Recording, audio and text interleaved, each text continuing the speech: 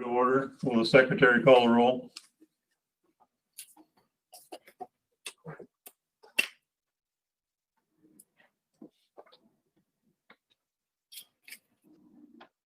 Secretaries on mute.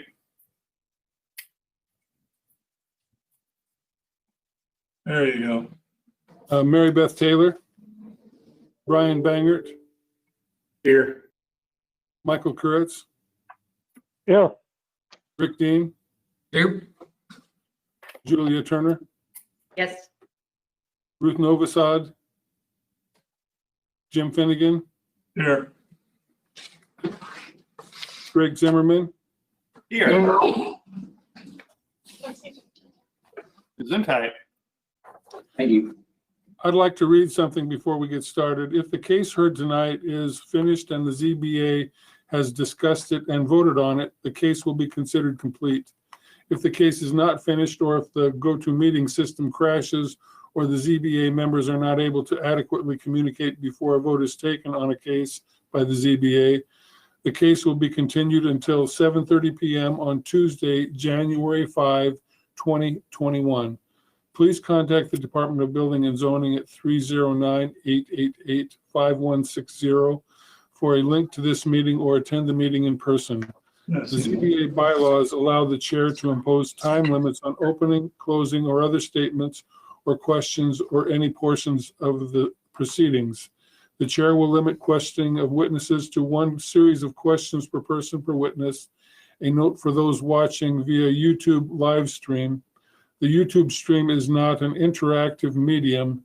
Any comments on the YouTube live stream are not monitored and will not be addressed in the meeting. Please mute your phones or computers and turn your cameras off unless you are on the ZBA or you are approved to speak.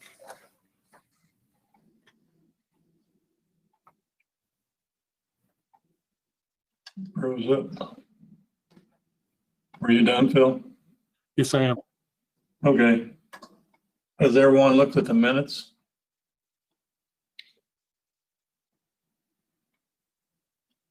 I'd move that the minutes be accepted as written. Second. Motion by Kurtz, second by Zimmerman. Could we have a roll call vote?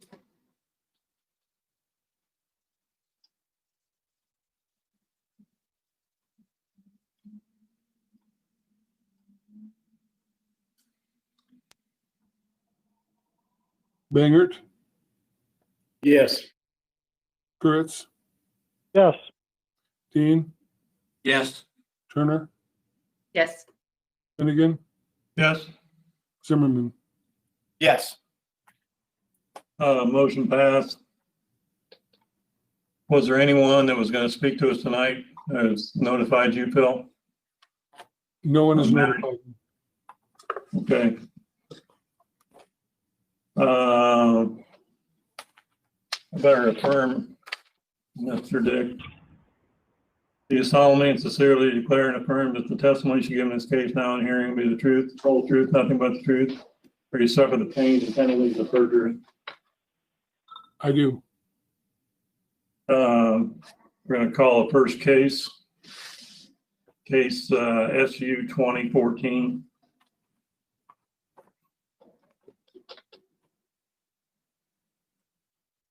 Could you hold just for a second? I noticed I got an email and I need to forward this to Daryl to send somebody a link to this meeting. Sure.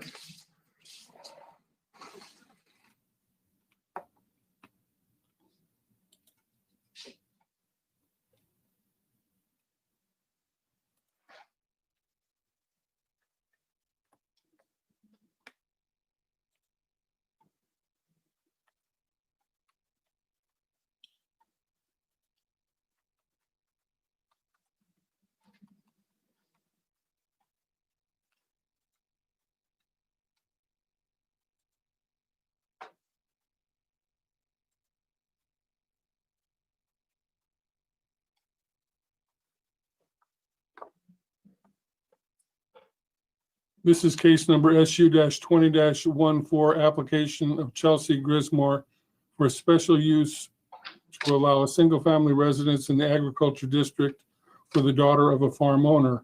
This is on property which is part of the northwest quarter of Section 29, Township 22 North, Range 4 East of the 3rd Principal Meridian, and located in Empire Township, immediately south of 400 North Road, approximately 3/4 of a mile east of 2450 East Road. Public notice of this hearing was published in the Panagraph on November 14, 2020, as provided by law. All the other required notifications have been made, and the applicant has paid the publication costs.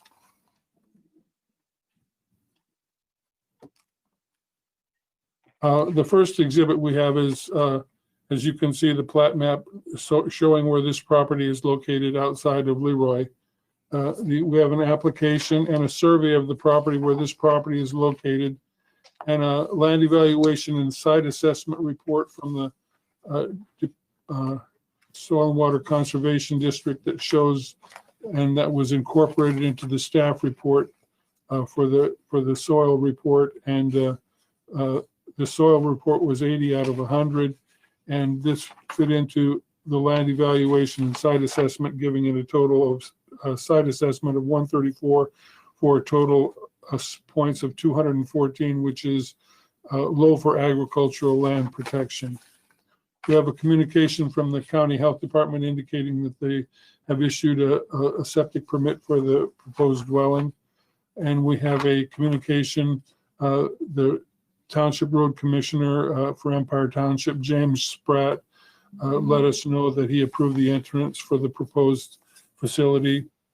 And we have a zoning map showing where this property is in the agriculture district. And they've submitted a site plan and elevations of the proposed dwelling. And this is where the property is, the proposed dwelling is to be located, and I will show photos now of the proposed area. This is the road in front of the house. You can see the proposed driveway on the left there. This is facing west. The property to the right is in crop production. And if you can see in the background there, there is a farm dwelling to the right, which is to the north of the road, and this is a farm dwelling that's located to the south of the road or to the left. And this is facing east, and if you look in the background, you can see the water tower of Leroy, and you'll be able to see that a little bit better in another photo, but this is facing east.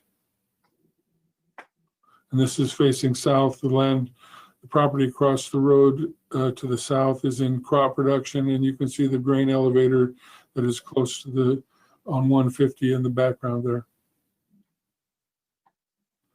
And then this is facing south along the west edge of the proposed lot. You can see the flag on the right, and that's the edge of the proposed residential lot.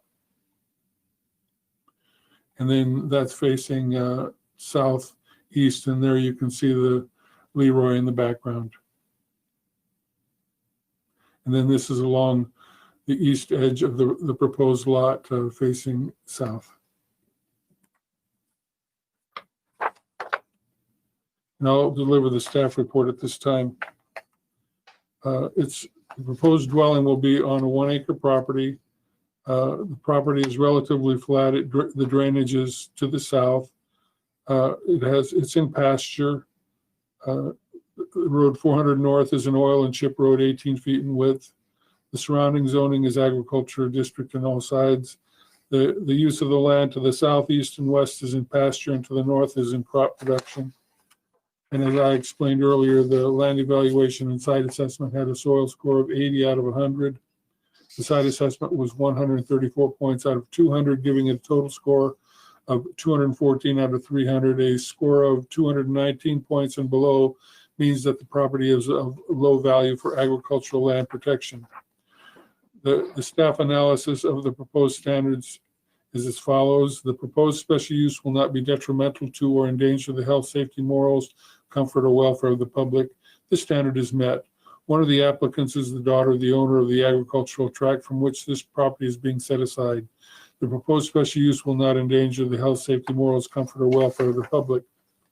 The proposed special use will not be injurious to the use and enjoyment of other property in the vicinity for purposes already permitted or substantially diminish property values in the area, and this standard is met. The proposed dwelling for the daughter of the owner of the agricultural tract is compatible with uses in the vicinity. A farm dwelling is located to the west of the proposed residence. Proposed special use will not impede the orderly development of the surrounding property for uses permitted in the district, and this standard is met. The applicant is the daughter of the owner of the agricultural tract from which this property is being set aside. Nearby land that is suitable for pasture and crop production will continue to be suitable for such uses. Adequate utilities, access roads, or drainage or other necessary facilities have been or will be provided, and this standard is met. The Health Department recommends approval of this special use. The proposed dwelling will be served by a private well and septic system approved by the County Health Department. The property has 210 feet of frontage on the north side of 400 North Road.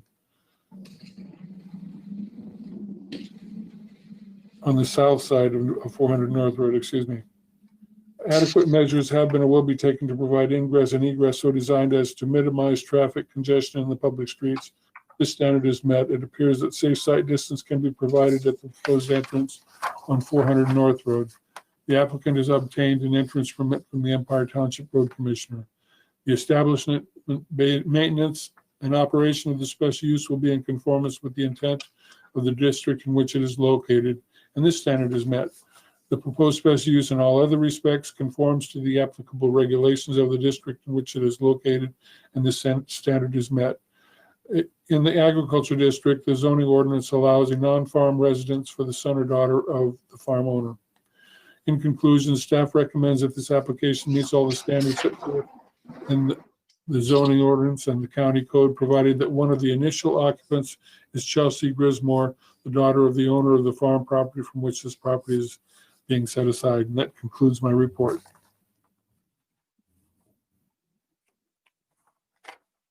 Okay. Mr. Klein, would you want to come live again? There we go. Okay. Are each one of you going to speak a little bit, or just one of you? She's We'll pointing at me. swear you both in if that's okay. Sure. Do you solemnly swear that the testimony given in this case now and hearing will be the truth, whole truth, and nothing but the truth, so help you God? I do. Would you state your name and address for the record one at a time? Rick Klein, 716 East Center Street in Leroy, Illinois. Chelsea Grismore, 306 Northeast Street, Leroy, Illinois. You get that, Phil? Yes, I did. And I'd like to note also that Ruth Novosad has arrived. Would you like to make an opening statement? Just here to answer any questions you might have. Chelsea's excited to get moved back out on the farm and enjoy the country life.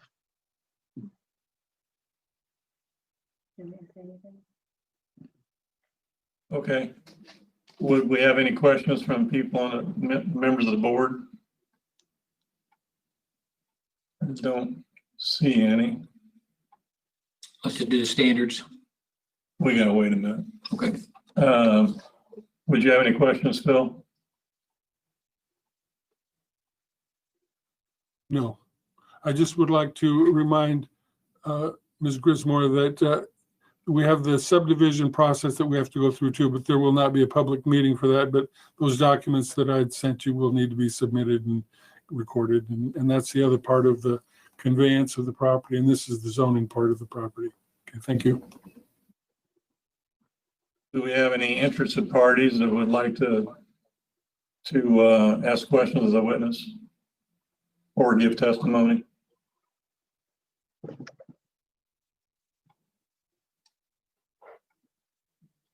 How long should we give them, Phil?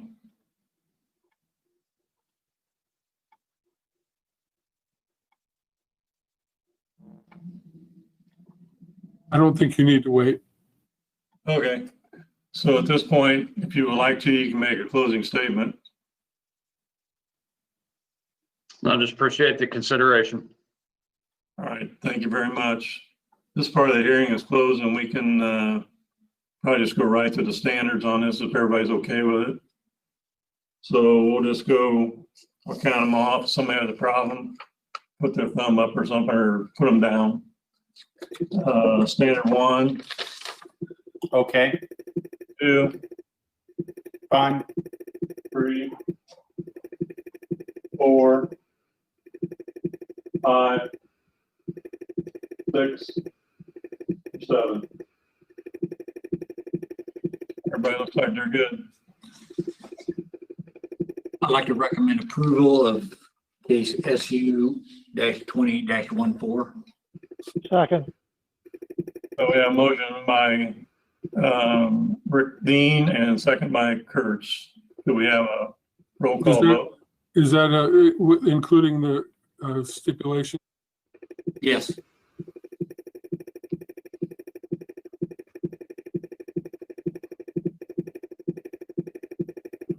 Chairman Finnegan, who was the second? Mr. Kurtz?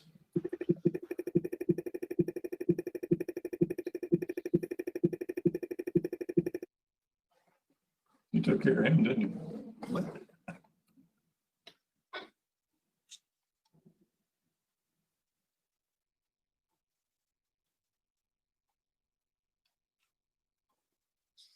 You ready for the roll call?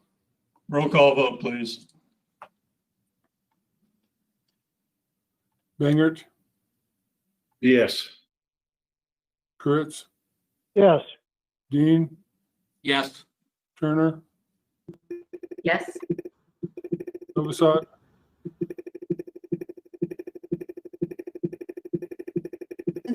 Since I wasn't here for the hearing, I'll abstain. Finnegan, Yes. Zimmerman, Yes. I think the motion passed. Bill can fill you in on what you need to do from now on. Thank you very much. Thank you. this will go to the county board for a final decision on December 15th in the evening. At that time, we could issue a permit if the subdivision is approved and all the documents are submitted and it's recorded.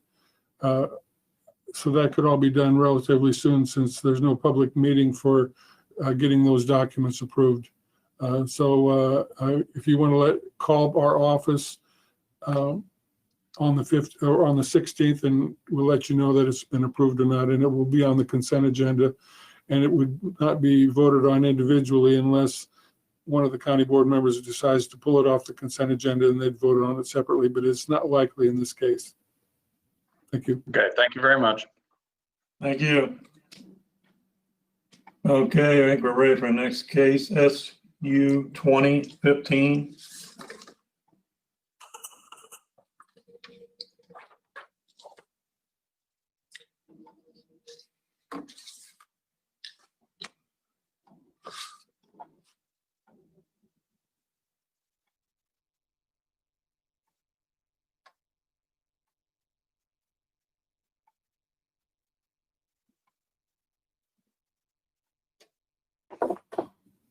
This is case number SU-20-15, application of Kerry Veal for a special use to allow a public stable in the agriculture district on property which is part of the southeast quarter of section 33, township 22 north, range 2 east to the third principal meridian, located in Empire Township at 2128 north, 2700 East Road, Leroy, Illinois. Public notice of this hearing was published in the Panagraph on December 14, 2020, as provided by law. All the other required notifications have been made, and the applicant has paid the publication costs. You can see where this is located, mainly south of Leroy. It's only a little bit away, a couple miles away from the previous special use by Mrs. Grismore. For the exhibits, I have an application. And as you can see here, this is the zoning map. It shows that the property is located in the agriculture district. We have an application and a sign off from the county health department indicating they have signed off on the septic system on the property and have signed off that there will be a toilet room in this for the stable. A communication from Assistant County Engineer Luke O'Hulan indicating that they would be allowed to use their the north entrance to the property to access the new barns. And the applicant is proposing to teach lessons, board and train horses. And there will be 12 to 15 horses boarded at the public stable, and they'll have 2 to 3 horses of their own. There was a site plan showing the location of the property, where the buildings on the property and the proposed new buildings and barn that were attached to the staff report. And I'll deliver the staff report at this time. Oh no, I'll show the photos at this time.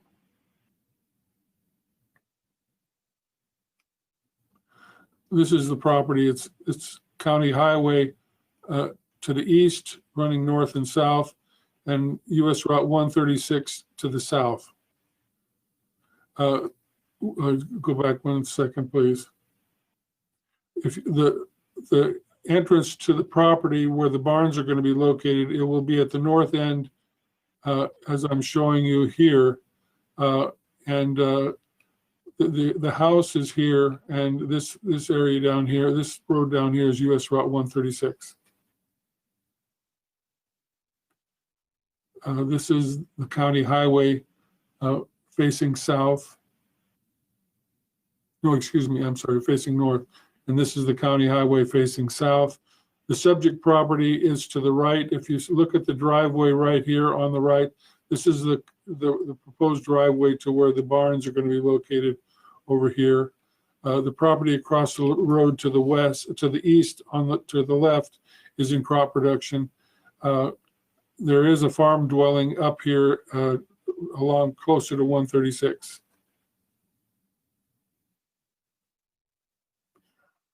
And this is the property across the road to the east in crop production. And this is the property line along the north edge of the property here. This is the subject property where the pasture is located, and this property is the neighbor's property. So this is the north edge of the property, and this is facing south along the pasture, and this house is on the subject property, and the barn will be located on this part of the property to the right or to the west. And this is the house that's located on the property. This is another photo of the house kind of facing in a northwesterly direction. And this is from 136 facing toward the existing barn, and there's some horses on the property as we look. And this is a little bit not to scale, so it's using a telephoto lens so that we could see the property a little bit better. So it's not really to scale. And this is the intersection here at US Route 136 to the left and to the right, and the county highway in front of us to the north, and that road goes into the city of Leroy. And again, the aerial photo. The property is 9.3 acres in area. It has 1,210 feet of frontage on the west side of 2700 East Road, and which is also County Highway 21, and 267 feet on the north side of 200 North Road, which is US Route 136. The county highway is an asphalt road, 23 feet in width, and US Route 136 is an asphalt road, 24 feet in width. The surrounding zoning is agriculture district on all sides. The land use to the north is crop production, and to the west is crop production, and to the east is crop production and a farm dwelling, and to the south is pasture across 136 there. The standards as they apply to this request is as follows. The proposed special use will not be detrimental to or endanger the health, safety, morals, comfort, or welfare of the public. This standard is met. The applicant proposes to teach non-therapeutic horseback riding lessons, train horses, and board her own horses and those of others. She proposes to board 12 to 15 horses owned by others, along with 2 to 3 horses of her own. For a public stable accessory to a residence, the zoning ordinance allows no more than 2 horses per acre of land, and the subject property is 9.3 acres and contains a residence, a barn, and a pasture. The applicant proposes to build an additional barn that is 36 feet by 100 feet and an indoor riding arena that is 81 feet by 160 feet for a public stable.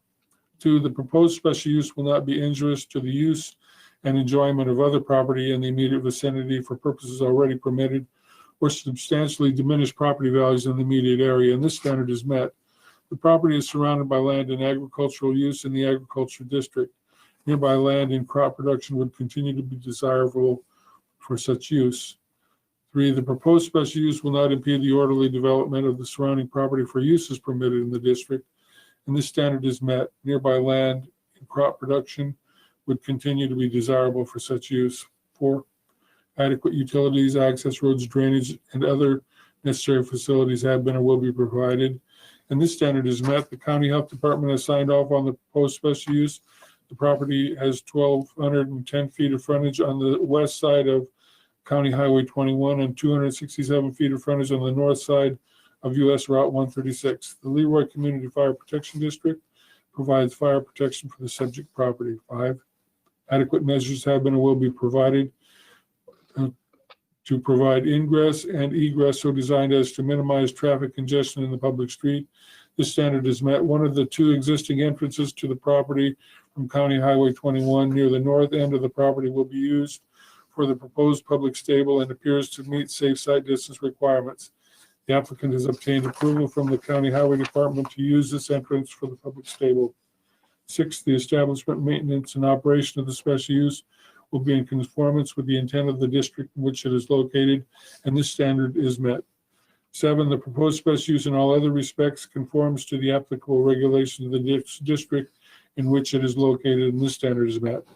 Staff recommends, in conclusion, that this application meets all the standards set forth in the county code, provided a maximum of 18 horses is boarded on the property. And that concludes my report.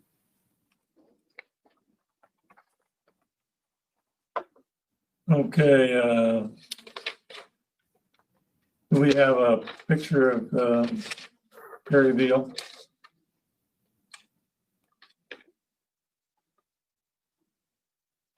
Are you with us?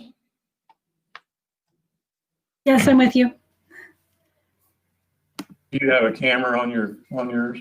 There you are. Sorry, it took a second. Yes, I'm here. Thank you. Would you like to be sworn in? Sure. Yes. Do you solemnly swear that the testimony you give in this case now in hearing will be the truth, whole truth, nothing but the truth, so help you God? I agree.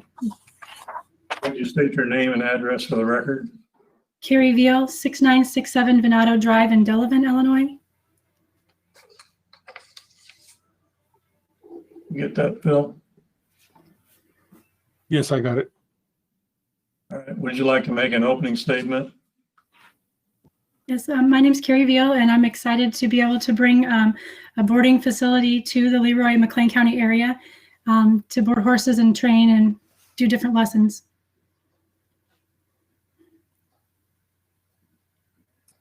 That was short and sweet. That's good. Would anyone on the board have questions of this witness?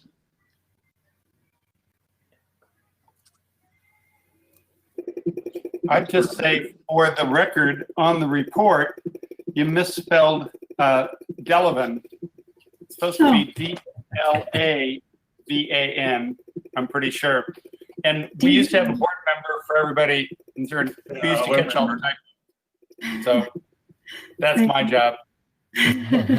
Thank you. Sorry about that. Otherwise, this seems really good. Thank you. I'm not sure that was your fault, Carrie. I just have have a question on how long have you been boarding horses, or what's your experience with boarding horses? We've been boarding since 2015. We've been in different places in Bloomington and Lexington, and this is those were all temporary rented or leases facilities. This is a permanent home. Do you plan to be a good neighbor in that neighborhood? Absolutely. Okay. Absolutely. That's good. We'd like to welcome you. Thank you. On the road, Mr. Dean. Yep. Okay. Any other questions you can think of? Got anything, Mr. Banger? You're an expert on this. Oh, I don't know about that, but the facilities will include a handicap bathroom, I'm assuming. Yes, it will, in a parking space. Okay, excellent. Any questions from staff? Ms. Veal, could you again say where you previously occupied or rented stables? In Bloomington and Lexington. Thank you. You're welcome. Thank you. I did have one other question. Sorry. Do you have any competitions or anything where you would have larger crowds? Potentially, maybe in the future, but that's a maybe. And then any parking limits that would go with that, as far as parking along the road or that type of thing? No, there shouldn't be any parking along the road. We would have adequate parking on the property.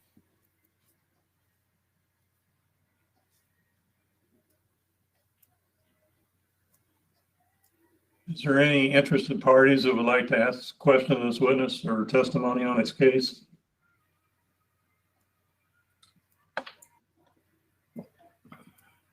Nobody's come forward, so would you like to make a closing statement?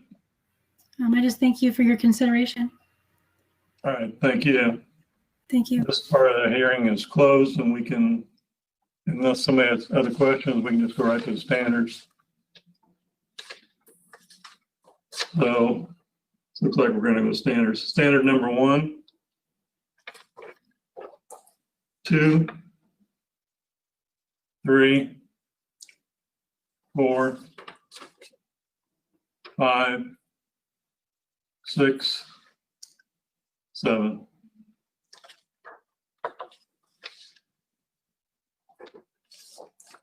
I move that we recommend approval of SU 2015 with the maximum of 18 horses to be boarded. Second. We have a motion by Kurtz, a second by Turner. Could we have a roll call vote?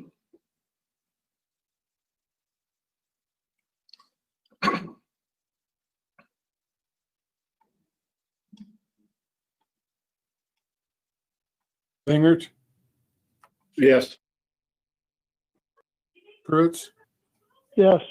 Dean, Yes. Turner, Yes. Novosad, Yes. Finnegan, Yes. Zimmerman. Yes. Motion passed, and Phil can tell you what you need to do from here on. Ms. Veal, this goes to the county board on December 15th. The meeting is in the evening. You could call us the next morning and we'll let you know what happened.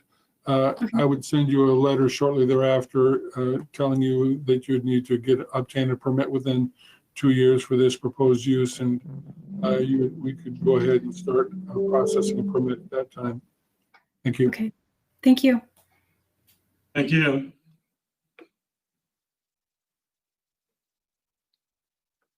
I think we're past, we're posted for 7:30, weren't we, Phil? That's correct. So we can reconvene case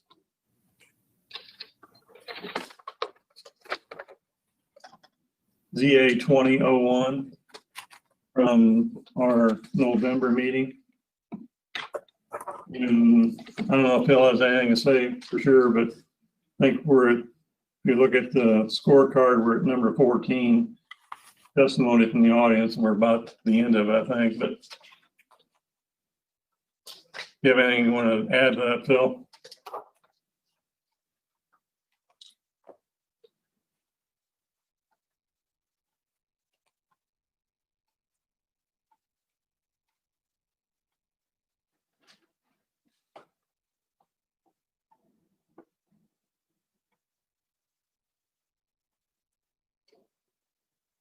I think Mr. Tim Jolly was wanting to speak next, and I have a communication that was submitted that I need to read.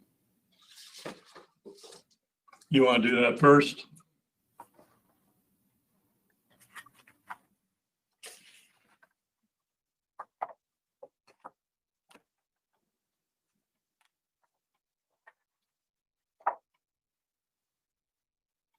Okay. I received a communication by email from Karen Buss.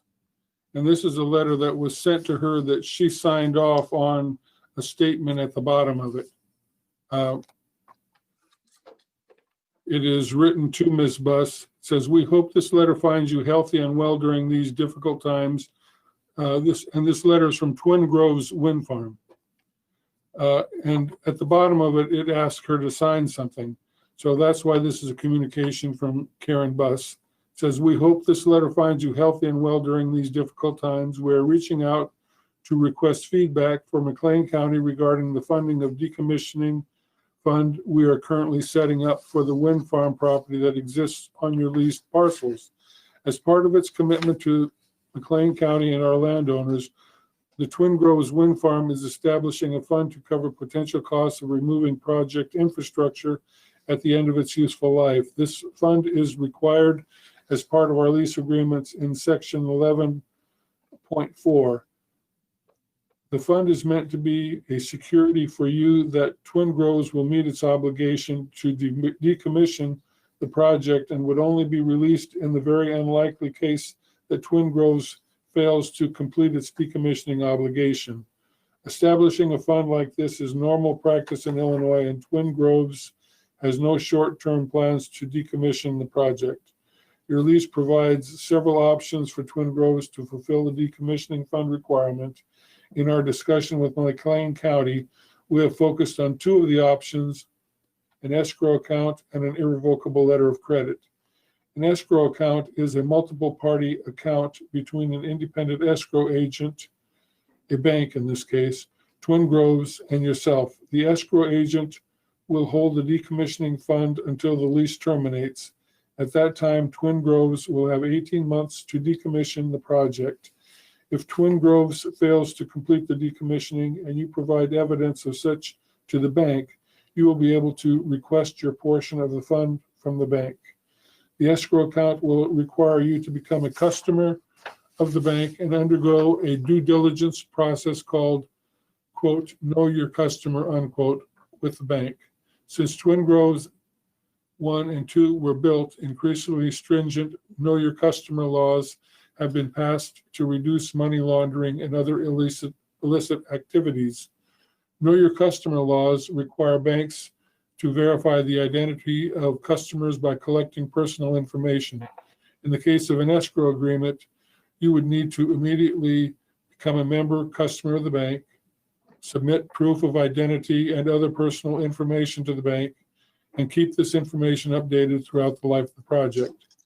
Additionally, the know your customer process would have to be repeated each time a property or portion is sold, inherited, transferred, or experiences some other changes in ownership structure during the project's lifetime.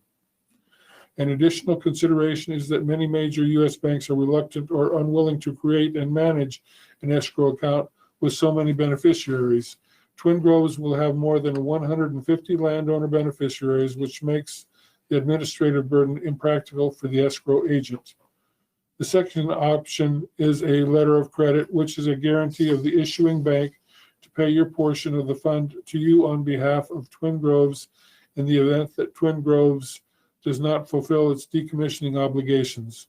With a letter of credit, you are not required to become a customer of the bank or go through the Know Your Customer due diligence process with the bank. When the time comes, you may go directly to the bank to collect your portion of the decommissioning fund. If Twin Groves does not comply with the decommissioning obligations, you provide evidence of such to the bank.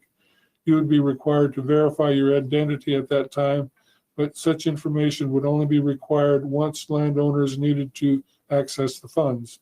In the event Twin Groves defaults on the decommissioning obligations,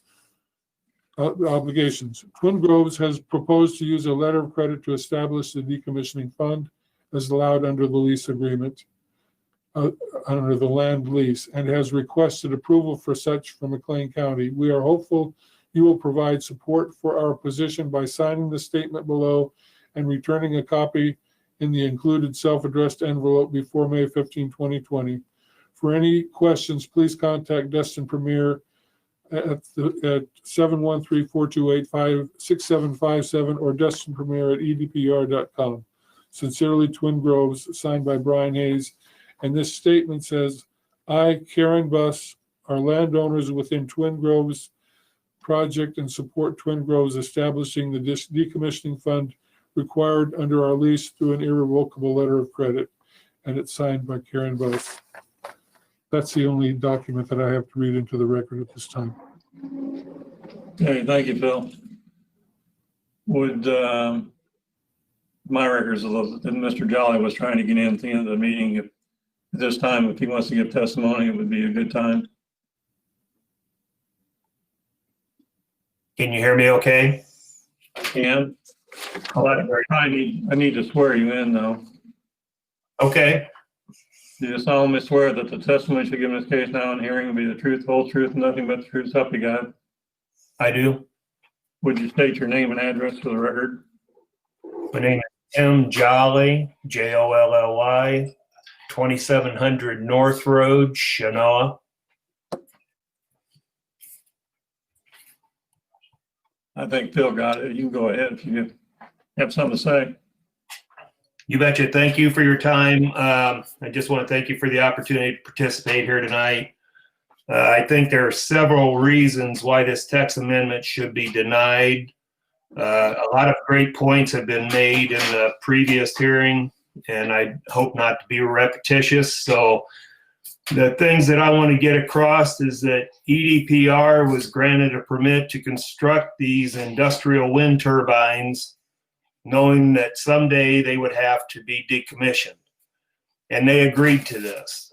They also agreed to put money in an escrow account to cover what we hope will be an amount that will do so. We don't even know what it may cost down the road, but they did agree to put the money in an escrow account at the time through the permit process. There has been no residents testified to allow a letter of credit instead of escrow. And I think the reason being that anybody that signs up for the companies cannot testify against them by a gag order that's in their contract. So you're going to see anybody that's in favor of them may be able to voice their opinion in favor, but if you're going to go against the company, I think you're gagged in that aspect. These industrial wind companies receive huge amounts of tax credits and subsidies, of which has been testified to previously, to construct these projects. These companies should, in good faith, be willing to escrow the money, since we are paying a good chunk of that aspect anyway. It's been stated also that banks don't like to issue letters of credit. If we get a house loan, they want our money in escrow. They don't want a letter of credit from us saying that we're good for it.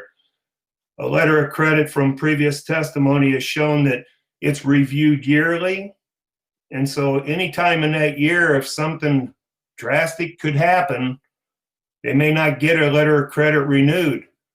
But if you have an escrow account, you have money in the bank, 24/7, 365. If this form of technology is deemed unnecessary in the future, and we don't know if it could last forever or it could be deemed unnecessary, inefficient, then this would assure that dollars would be available in an account, and that's what should be looked at. I do not have any agreement with any wind companies, therefore it gives me a freedom to be able to speak freely. I'm asking that the ZBA leave the ordinance as it is and deny any change to the escrow part as stated in current wording for the protection of the participants and the residents in the affected areas. Being a resident, I can't wait to see these things go away. And I want to make sure that there's money available to make that happen.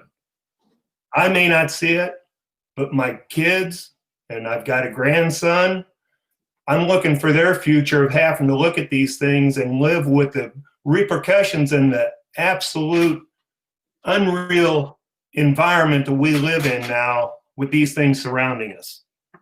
They don't like them, and I think as soon as they can get paid for it to be put away, it needs to have cash in the bank to do so. Leave it as it is as far as the zoning ordinance, and you have no revisit to change the past projects, which has been it. This is all about for future projects, supposedly doing a text amendment. But if you pass this to change this text amendment, I almost guarantee you EDPR is going to come back and try to change past agreements and permits that are already in effect. This cannot happen. And that's all I have to say. I appreciate your time. Thank you, Mr. Jolly. Would anyone have questions of this witness? Go ahead, Julia. Hi, Tim. Thanks for participating. Hey, I'm just wondering, do you have a copy of the contract that the wind or the farmers that have a wind mill on their property have that you would know that they can't in fact speak out against the company? Yes, I do. I have a copy of a contract from EDPR, and I also have a copy of a contract from Invenergy that they sent me and I inquired about. Thank you. Any other questions? Staff have questions? No. Does anyone else have questions of this witness? Seeing none. Is there anyone else in Zoom that would like to give testimony tonight?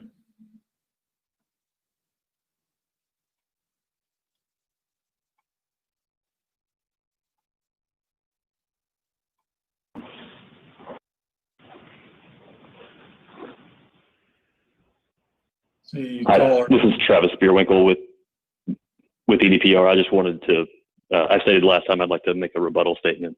Just wanted to state that again. All right, hang on for just a minute. So,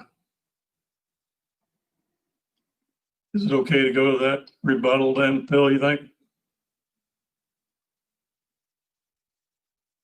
Yes. Okay, so the testimony part of that is kind of, we're gonna move on to step number 16, rebuttal testimony. So at this time you can go ahead. We have to probably where you were for sure, but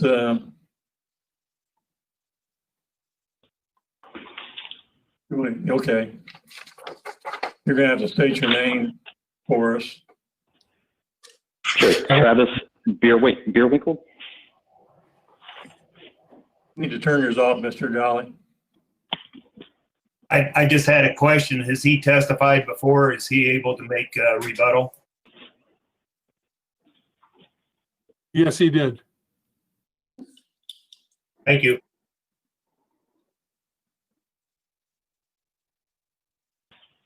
You have a camera on yours. Spell your last name, please, again.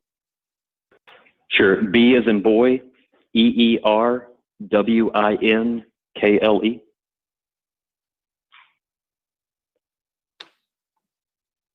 Do I need to swear him in again? Yeah, and could you give us your address, please? 1501 McKinney Street, Houston, Texas. Could you spell 77? Yeah, McKinney.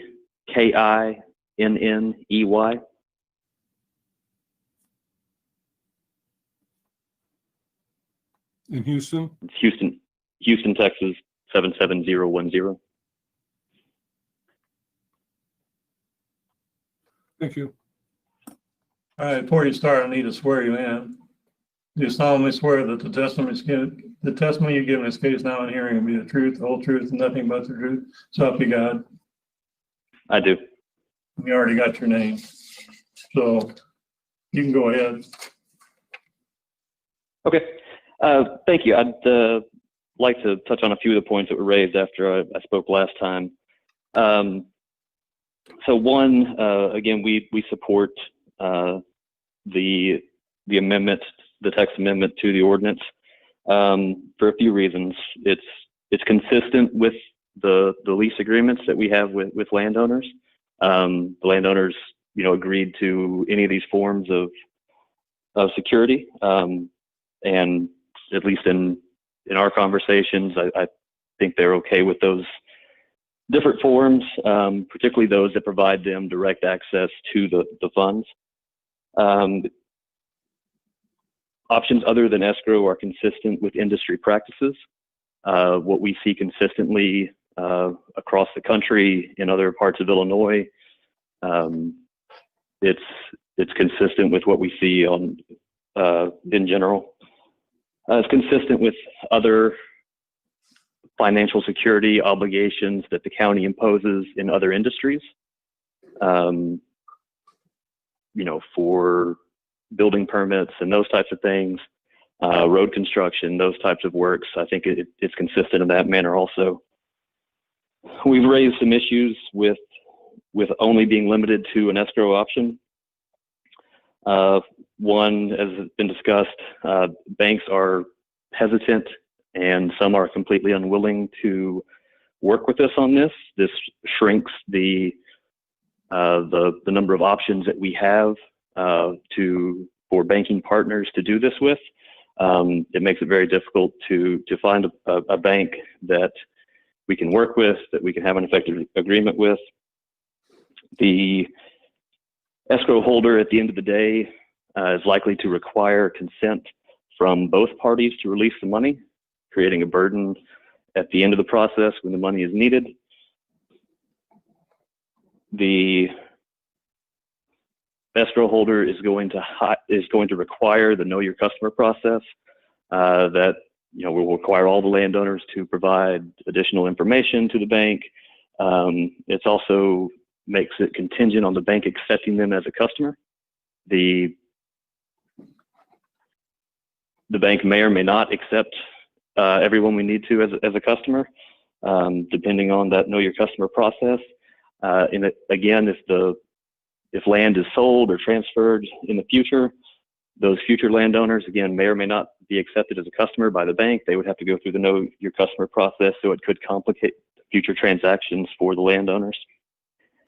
And I think we've talked a little bit about the letter of credit, and it has many of the advantages of the escrow without some of those drawbacks.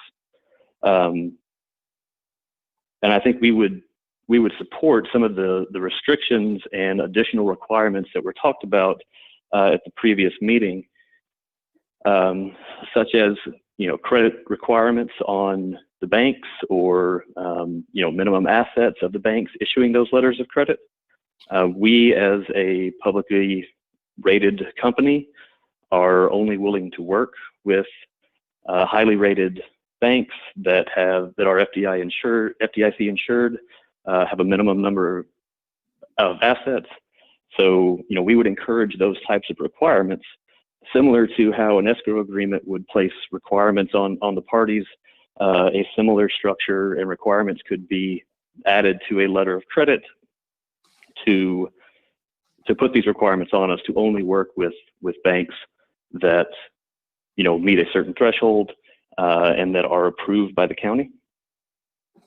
Additionally, we would be open to additional notice requirements. A lot of times what we've seen in other counties is a requirement that we provide notice each year before the letter of credit expires. If we fail to provide that notice timely prior to the expiration of a letter of credit, then the beneficiary, the county, or the landowners have the option to draw on that letter of credit before it expires and place that money in escrow. We would be open to, similar requirements in this context.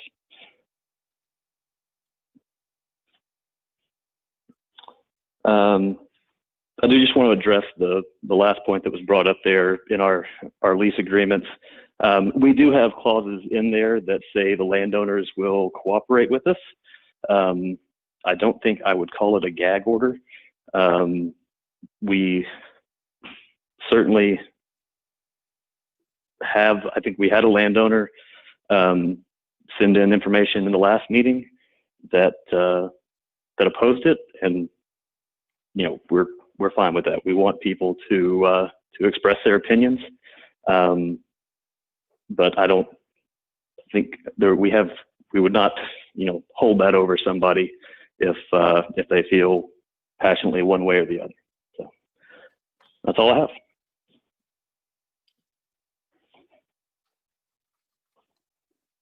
Okay, does the board have questions on this rebuttal? Just on the rebuttal tonight.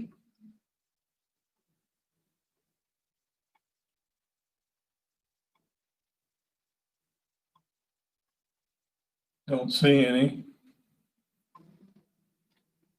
Would you be opposed to a multi-year letter of credit? To the extent that we could get that from a bank, no. Generally, letters of credit are not issued for an extended period of time, but yes, to the extent that a bank is willing to issue one, we're absolutely open to doing that. Well, I guess there was some discussion about like a 3-year duration with a 12-month period that you could you'd have to report to the if you couldn't get it. And I guess that right, and I don't think that timing is going to be available from any bank. That's just typically not the normal timing. Usually the timing we see is an annual renewal. So the evergreen clause that we talked about last time, so it automatically renews every year. If the bank is not going to renew it, they have to tell us 60 days before the expiration of that letter of credit. So typically what we've done in other places is, we'll put some type of time frame in place that if we don't receive that confirmation, and if the county or the landowner as the beneficiary of that letter of credit does not receive that confirmation, then they have the ability to draw on that letter of credit and place it in an escrow account based on that failure to issue the extension. So in this case, then the county would get a letter also from you or from the bank at that 60-day period. It's typically from us, but it could be from either, whatever. Again, so this would be part of the, just if you set up an escrow, you have to have an escrow agreement. So there's terms in that. So if you set up this letter of credit, then there would also be, some agreement with that.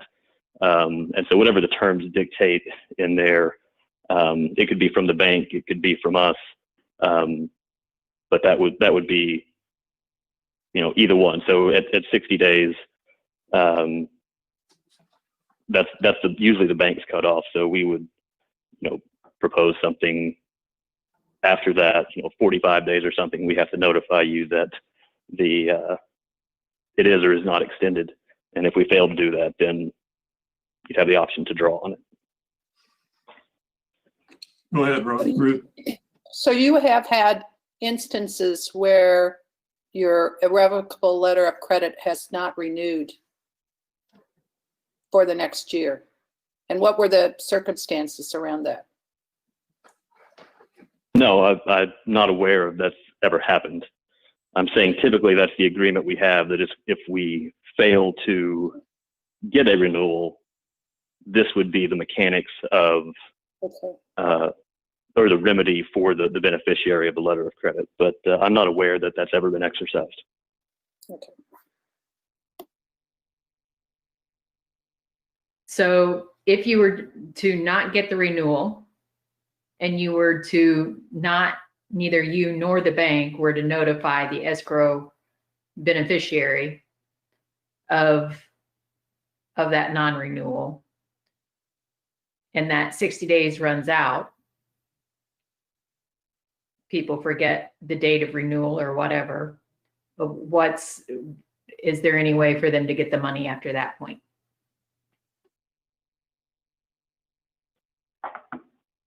So you're saying we failed to notify, and then the beneficiary, the county or the landowner, took no action before the expiration of the letter of credit? Correct. Yeah, so in that case, no, there would not be a way to get money under that letter of credit. We would be in default of our lease agreements. We would be in default of the county requirements and permitting requirements. So, you know, the recourse would be against the project. We would be obligated under both the lease and the permit to replace it with, you know, an escrow or a new letter of credit or whatever's authorized. But the better course of action in that case obviously would be to just make the draw on the letter of credit before that expiration and put it in an escrow account.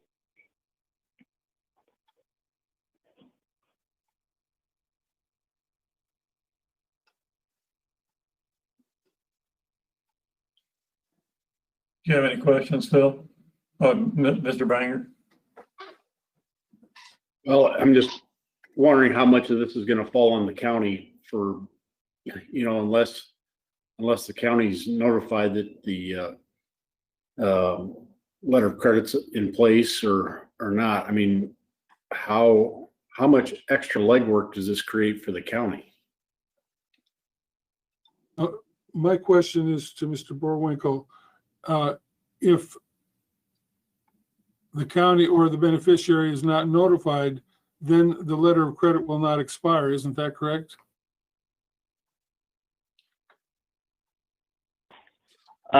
Yeah, so under the typical terms of a letter of credit, the bank usually only notifies you, or would notify us if they're planning to cancel it, if they're not going to renew it. Otherwise, that evergreen clause, it just keeps going. So that's kind of the bank and the provider's relationship. Separately from that, either the bank or the provider can be obligated to send a positive affirmation that it is being renewed at some point every year, regardless. So it can work either way. Either, a passive, nothing's happening, so we don't need to do anything, or a requirement that we send a notice within a certain period of time. Again, typically because, counties, landowners, whoever it may be, don't want that burden of, did I get anything? Did I not get anything? The preference is usually to send an affirmative statement and that, yes, it is being renewed, regardless of whether the bank is required to do that or not. That way, if you don't get that affirmative statement, that's the trigger to make a draw available. But Mr. Borwinkle, aren't you required to give a 60-day notice if it's not going to be renewed? To who? To the beneficiary or the county. That was my understanding. So you'd have to unless you let the county know or the beneficiary know within 60 days, then you have to, it's just going to be renewed. And it has to Correct. be renewed. Correct. So that's the bank's obligation. The bank has to say 60 days before expiration whether or not it's going to be renewed. Well, I'm sorry, not whether or not. They have to say 60 days before if it's not going to be renewed. If it is going to be renewed under the evergreen clause, they don't have to do anything. And So again, an additional requirement that we're open to is so that the county would know every year with certainty, or landowners would know every year with certainty that yes, it was renewed, or yes, it was, or no, it was not renewed. A separate notice would have to be delivered.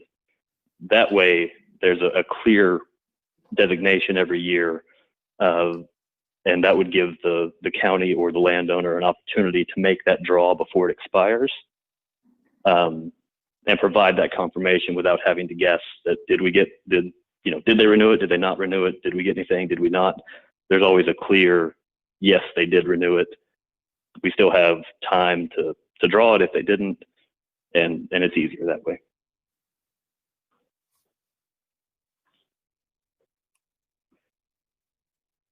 In answering from the county perspective, we're always notified before they expire if they're going to expire and they're not going to be renewed. And if that's the case, then we become active. And Phil, that's the bank Right. that's that, or is it the company that's taking out? It's the bank that notifies us. That's good. Yeah, and this would be the same thing I'm talking about. So if they're not going to renew it, they're going to send a notice more than 60 days before. And so as additional level of protection, we'd be open to a requirement that they didn't say anything past 60 days. We'll also send you a positive confirmation that yes, they did renew it. And if you don't get that, then you can still make a draw. So if we can't get the escrow account initially, but if they won't renew, then you can draw on the money and we can get an escrow account at this point in time. What's the difference? If they don't want to give you one to start with, why would they want to put an escrow account in at that point in time? We're obligated for 60 days. Well, the way it's usually done is that we're not establishing the escrow account. The landowner or the county, who's the beneficiary of the letter of credit, is taking the money and they're putting it in escrow for themselves. So if it's one landowner, they're taking their money for their turbine and they're putting it in their escrow for themselves.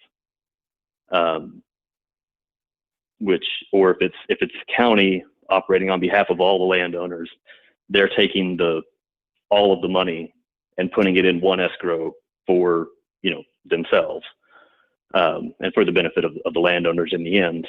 But so it's a little bit different situation than establishing an escrow with all of the landowners from the beginning. Would they necessarily need to put it in escrow if they made a draw on the irrevocable letter of credit? Well, if the wind farm is still operating, they have nothing necessarily to spend the money on because it's for the decommissioning of the turbines. So again, we'd be in default of the lease agreement for not having the appropriate security in place if that process didn't happen. So it's a mechanism for them to be protected by having access to the money before the letter of credit goes away. But the turbines are still up, and so the decommissioning obligation has not triggered yet. So they can't just keep the money because the purpose it's for is not there. Sorry, go ahead.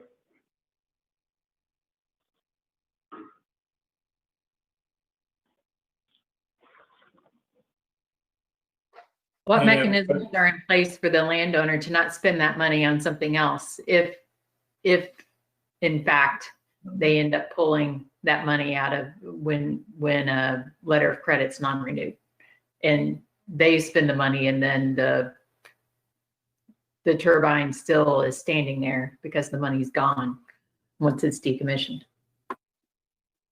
Yeah, and that's why we normally, the agreement is that you take it out and you put it into an escrow for yourself with us.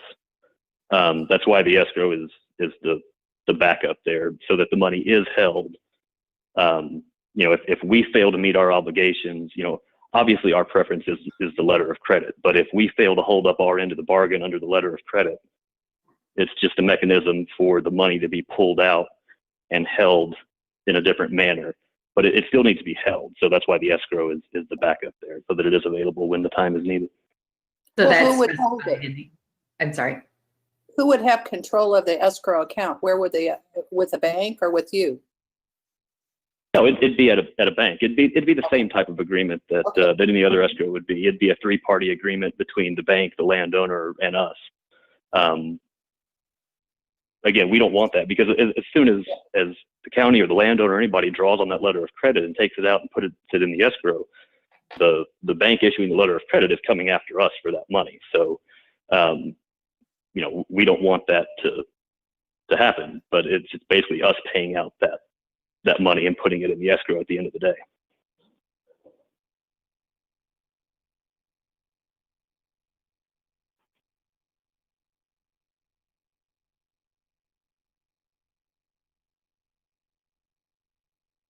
Do you have any other questions for this witness on the rebuttal he's given us?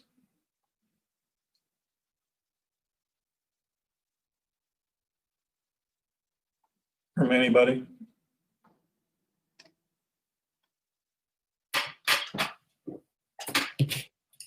This is Tim John. Go ahead, Mr. Jolly. Okay. Do you have, just rebriefing a little bit, you said something about maybe a gag order was a little bit too severe to be saying, but however, you did say that the landowners are required to cooperate with the company. Is that correct? Yes, that's correct. Just like any contract, we don't want our partners in the contract acting contrary to the purpose of the contract. Now, an escrow is an authorized security under the lease agreement, just as a letter of credit is, just as a bond is, parent guarantee, other forms of security. So I don't think that a landowner having a preference for one or the other would necessarily be a violation of that cooperation requirement in the lease agreements. Okay, and would you have a list of names for the record of landowners and participants that would agree to a letter of credit versus the escrow? We did. So the letter that was read at the beginning, we did receive, I think, 11 of those letters back. I don't have a list of those people. But yeah, there are people that do support a letter of credit as well. But it's correct in saying that you've just submitted, or there's only been one submitted letter in support of that, correct? Yes, only one was submitted to the county, so there's only one in the record, but other people did return them to us. Okay. They did not return them to the board. Okay.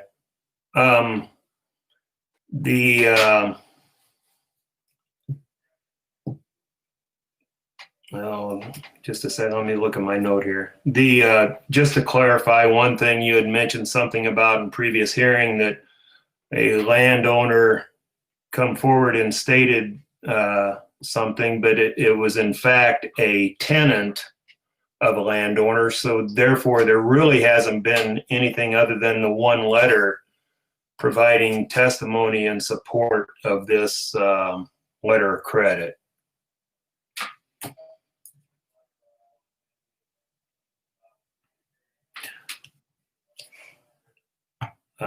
Yes, I would agree with that. On the record, there is only the one letter. Okay. If the wind projects are sold to other companies, what happens at that point? The obligations don't change. How do you know that? Well, the contracted obligations go with the project and the permit. So if we were to do a letter of credit with these additional, requirements and restrictions, like I'm talking about, those requirements and restrictions would stay with the project, unless all the parties to the agreement agreed to change them. Okay, and just one final question. If you have a letter of credit and a company goes bankrupt on one of your people that you deal with, or you have money in an escrow, which one would be more readily available for you to draw on? You're saying a counterparty to an agreement with us goes bankrupt? Company. Or a company that's a counterparty to an agreement with us goes bankrupt? I would, my personal opinion, I would rather have the letter of credit because I can go get the money immediately. There's a chance that an escrow could be tied up in bankruptcy under a stay order. This is all just kind of my personal opinion, but if I know today that there's a valid letter of credit and they're going bankrupt, I want the letter of credit over an escrow. But you're talking from the company standpoint, not the banker's aspect, correct? Not so. If I'm the issuing bank, that's really. If I'm the issuing bank, I'd rather have an escrow because that's their money, as opposed to a letter of credit. I've got to go get it back from them. But from the beneficiary perspective, I'd rather have the letter of credit. Thank you. Are there any other questions for this witness? Hi, Anna Ziegler, you can go ahead. Oh, okay. Yes, I have a couple questions. So you mentioned that you received 11 letters returned from landowners in support of the irrevocable letter of credit. Are those 11 landowners from the Twin Groves project only, or from both Twin Groves and Brightstock? Would you state your name, Anna? Oh, yep, sorry. Anna Ziegler. My address is 2242 Westgate Drive, Bloomington. Thank you.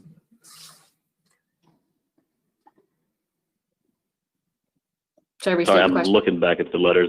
I don't know the answer off the top of my head, but I am trying to look it up real quick. They were all from Twin Groves. And did you notify every participating landowner in that project with a letter? No, we did not.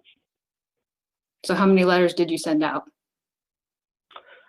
We sent out, I think, 20 letters. And was there any reason why you picked 20 versus everybody? No,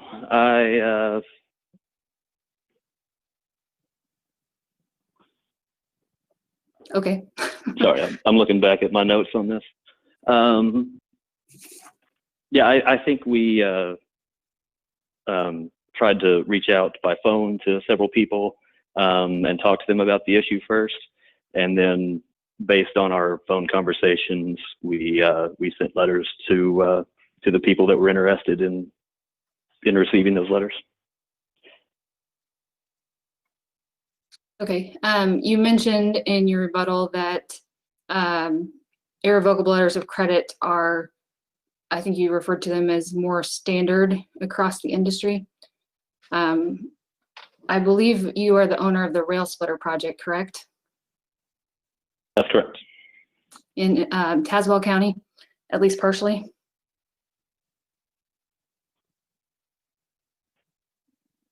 I'm sorry, I didn't catch the last part there. Part of it's in Tazewell County, is that correct?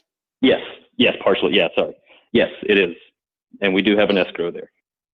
And the portion, yeah, it had an escrow of $500,000, correct? Right, which is a small portion of the overall financial obligation. Okay, but you have had an escrow account established for the purpose of decommissioning a wind farm, correct? Yes, on a limited basis, not for the entire decommissioning obligation. Is your opposition to escrow accounts based solely on the fact of the complications with multiple beneficiaries? No. There's no reason to hide from the fact that it's preferable to us to not put all that cash sitting in the bank for 30 years. That's certainly a major factor in why we prefer a letter of credit, which is why many of these other financial security forms exist, bonds and letters of credit, because setting aside that much cash is often impractical and burdensome to the grantor in those cases. But it's further complicated beyond just the economic considerations by the fact that we're not sure how or if we would be able to do it. If there were a single beneficiary for an escrow account, do you think you would be able to set one up? As in the county, if McLean County was the beneficiary on an escrow account, would you be able to comply with the existing requirements? Could we do it? Absolutely. That doesn't change some of the other considerations of, at the end of the day, you would typically still need the consent of all three parties to release the funds. So some of the downsides of the escrow still exist. But yes, we certainly could do it. And you kind of talked in length a little bit about the 60-day non-renewal notice and the evergreen clause. Are you aware that most wind projects are not considered abandoned until they've ceased operation for 12 months? Well, our decommissioning obligations are actually 18 months. So we would not be in default of our decommissioning obligations until 18 months after the lease terminates. The idea behind the 60-day obligation is that there is always a letter of credit in place. So before the letter of credit expires, the beneficiary has the opportunity to draw on the money and place it in an escrow account rather than the letter of credit. That doesn't mean that the decommissioning obligation is triggered. Just as we talked about earlier, the turbines may still be up, which is why we need to put that money somewhere else. The idea is not that the 60-day notice is a substitute for the decommissioning timeline. It's just that there's always notice available while the letter of credit is still in place. It can be drawn upon before it expires, because as long as it's within that year that it's been authorized for, it's locked in. The bank has to honor it. So whether or not everybody knows that the wind farm is going away, or that EDPR is in trouble, or any wind farm is in trouble, something like that, as long as that letter of credit is in place, the bank has to honor it. So there's an opportunity there for notice and to get the money before that security is lost. is 60 days realistic for folks to find out that the letter's not going to be renewed and they have to figure out what the decommissioning provisions trigger them to be able to establish an escrow and set up an escrow account? Can all that happen realistically in 60 days? Well, the decommissioning obligation doesn't need to be triggered. All that has to happen is you receive notice that the letter of credit will not be renewed. You go to the bank and you make the draw. That's all that has to happen in 60 days. Once you have the money, then you can go, establish the escrow and do those things. But you have the money at that point, so the letter of credit, whether it goes away or not, is not important. The only things that are important is, did you or did you not receive the notice? Go to the bank and make the draw. And each individual landowner would need to make that draw. Is that correct? Yeah, the options are, if it's a letter of credit with all the landowners, or if it's, as you were mentioning earlier, a single agreement with the county, then the county could make the draw as well. Whoever the beneficiary is, they would be the one responsible to make the draw. Okay, thank you. Any other questions from this witness on the rebuttal? Hi, again, this is Travis Taylor.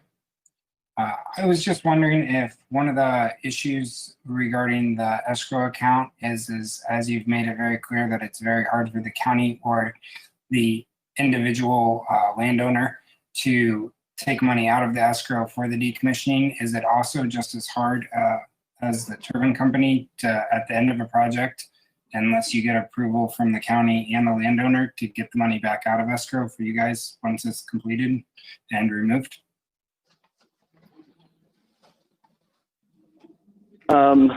You would to close out the escrow and remove it, yes, you would need sign off from the other two parties, just as you would go in the other way. So, I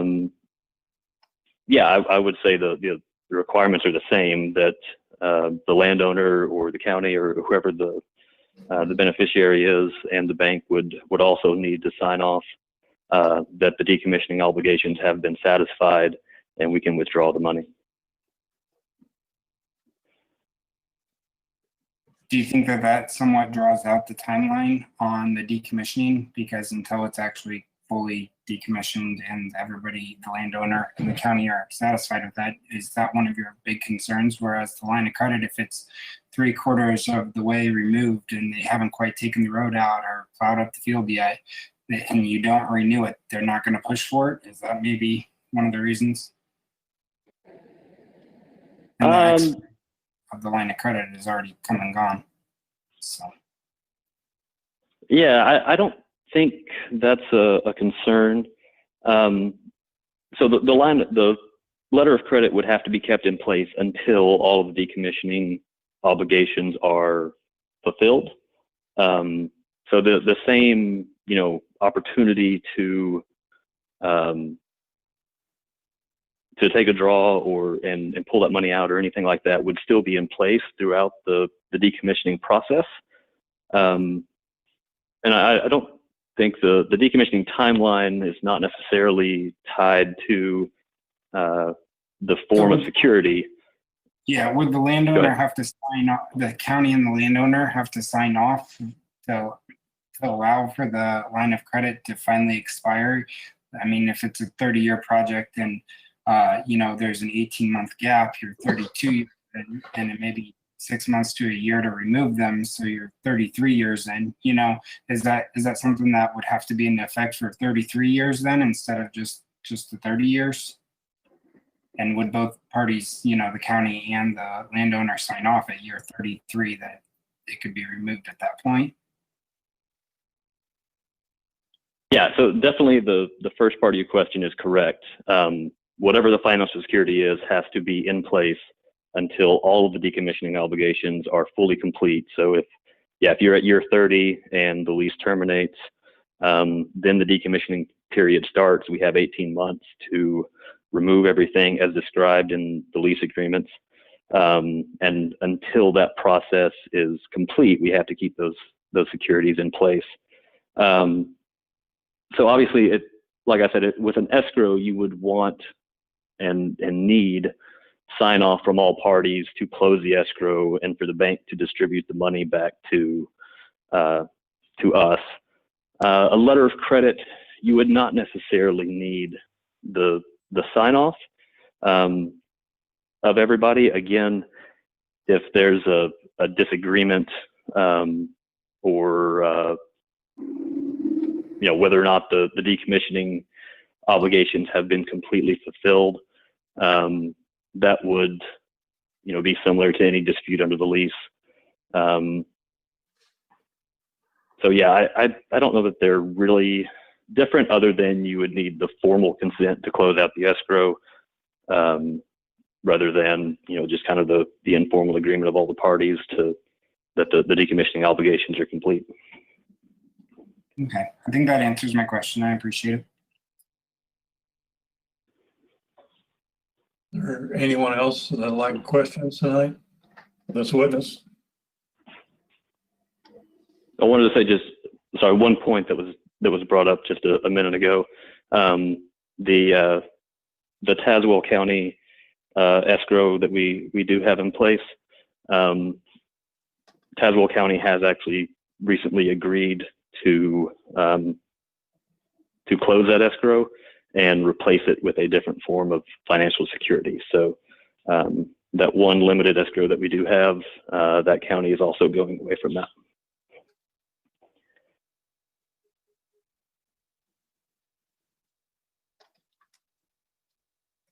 What's their other form of surety? The remainder of that project has always been held by, I honestly don't remember if it's a letter of credit or a bond. It's one or the other, and I think we're going to just include the $500,000 that's in escrow in that letter of credit or bond. I don't remember which one it is.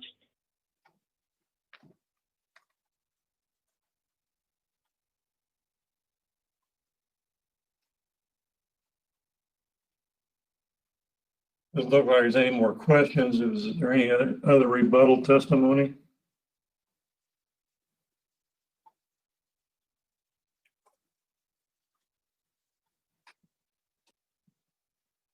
Go ahead, Anna.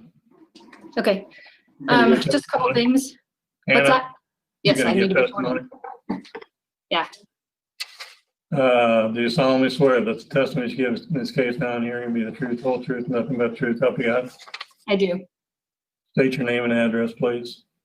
Anna Ziegler, 2242 Westgate Drive, Bloomington, Illinois. All right. Just a couple things quickly. One item that's been mentioned at our previous hearing was that the county zoning ordinance allows irrevocable letters of credit for other purposes, including solar farms. And we just like to point out that we don't think that's an apples to apples comparison because the size and scale are different. A solar farm likely would only involve one landowner, whereas these wind farms involve multiple landowners. In addition, the solar panels would potentially be easier for someone to pull out if they had to. We're talking about turbines that range in height from 364 feet tall with twin groves to 548 feet tall with bright stock. And there's also a lot of concrete in the ground that needs to be removed as well. So just the size and the scale is tremendously different. And so therefore the financial costs and the burden on the landowner would also be substantially higher in the case of a wind farm. We would also like to present some testimony to rebut some testimony that's been presented about the way escrow funds are distributed. We heard at the last hearing and again tonight from the company that those funds are set up as tri-party agreements is the term they've used. We believe that that type of an issue could be addressed in the terms of the escrow agreement itself. And as an example, I found the escrow agreement that Champaign County has with the California Ridge Wind Farm. This agreement is dated April of 2014, and I checked with the zoning office. It is still in effect. And I would submit this as an exhibit, except for this virtual format. I really can't do that. So I'm going to read it to you. But again, this is from the agreement between Champaign County and the California Ridge Wind Farm. Under the section that's titled Security Interest in Escrow, it states, the parties agree that the agent, which means the bank, will comply with written instruction originated by Champaign County directing disposition of funds in the deposit account pursuant to Schedule 2 without consent from California Ridge Wind Energy, LLC. The parties agree that the agent will take possession of the assets for the benefit of Champaign County. Nothing in the paragraph shall create in California Ridge Wind Energy, LLC, a right to the funds in escrow which does not otherwise exist. So basically, a lot of legalese, but in this escrow account agreement, it basically states that the county can, at its sole discretion, request funds if the company fails to meet the obligations of its decommissioning fund. And an escrow agreement is a contract, and we believe that if the language is structured in such a way that the county and the landowners would have the ability to get the funds without the consent of the wind farm. And we think that if the wind farm fails to meet the terms of the decommissioning fund, their decommissioning plan, and the bank were to fail to pay, we think the bank would be in breach of that contract. So we think that that argument, while some escrow agreements may be structured as three-party agreements, we believe it is possible for them to not be structured that way. And we think that that would address some of the concerns that the company has represented are a problem to their landowners. We think that that may not be the problem that they have indicated it might be. Anna, just for the record, will you say who you're representing tonight? Sure, McLean County Farm Bureau. So we're here on behalf of our members and many of whom are participating landowners in these projects. Thank you. Any questions from the board? Anna, could you tell me the date of that agreement that Champaign had with the California Ridge? Trying to find the first page. It is dated April 24th, 2014. And as I mentioned, I did confirm with the Champaign County zoning department that it is still in effect. It is their current agreement. Okay. Do you know if they've had any subsequent agreements with other companies? Is this still their mode of doing business, or do they use escrow now? Or do they use a letter of credit now? I'd have to double check, but I believe California Ridge is the only wind farm they have at this point that's currently operating.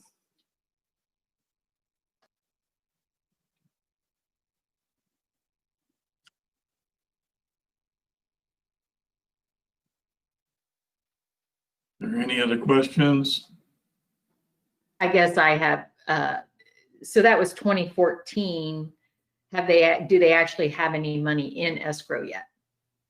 Yes, I believe so, but I do not know the amount. So it would have gone into effect within 8 years, within 7 years?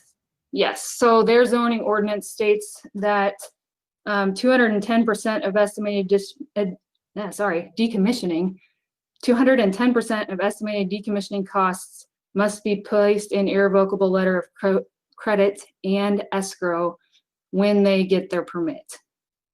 And then they have to pay down the value of the irrevocable letter of credit by depositing money in the escrow over the first 13 years of the life of the wind farm. So their zoning ordinance says something completely different than ours. But it sounds like they're able to use both methods then, between escrow and irrevocable letter of credit. The two combined, they have to have 210%. Yes, but my understanding is by year 13, all of it has to be in escrow, that they have to completely replace the irrevocable letter of credit with escrow at that point. But again, their zoning ordinance is much more detailed. Right. And that's what it states today. I believe that's what was in effect when California Ridge was put in place, but I'd have to request the actual special use permit or possibly even go listen to all their hearings to find out for sure. But it's not in escrow yet, correct? I mean, it's They not have all in some- escrow. They have some money in escrow. I don't know what percent Okay. is in escrow versus what percent is in Because irrevocable. it doesn't have to be done for 13 years. Some of it has to be in escrow. My understanding is some of it has to be in escrow at the beginning. Right. Together, irrevocable letter of credit and escrow have to add up to 210%. And then over the first 13 years, every year, they deposit money in the escrow to buy down the value of the irrevocable letter of credit. Sure. Okay.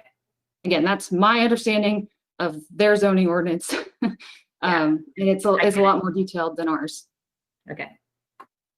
Can I ask a question about the rail splitter project, Anna? I Is it have my limited understanding- knowledge of that project, but I Have can. you done any research on they created a surety bond? Of some Yes. kind? Yes, they had a surety bond and they had $500,000 in escrow. The project was originally constructed by a different company than EDPR. EDPR has subsequently purchased it. And at a certain point in the life of the operation, they were going to be required to increase the amount of one or both of the forms of financial assurance. And at that point, they successfully lobbied the county to make a change to accept surety bond and eliminate the escrow. That's my understanding. Do you have any, does the firm, any position on surety bonds as a alternative to escrow accounts or an irrevocable letter of credit? So surety bonds are like an insurance product and they remain in force as long as the premium is paid. So in some ways it's similar to an irrevocable letter of credit. There's no cash set aside. So I think our perspective is that escrow is the most secure, perhaps. Again, we're talking about what's going to happen in 20 years from now. Is there still going to be money in any of these? Are any of these companies still going to be here? But our consensus based on our research is that the escrow is cash and it's sitting there. Whereas the other ones, if a premium were to fail to get paid, the bond would expire.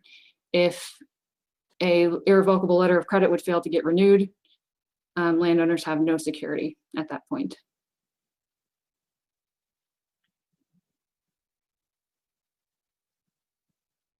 But they do have the security of drawing on the letter of credit within the 60 days and setting up an escrow at that point.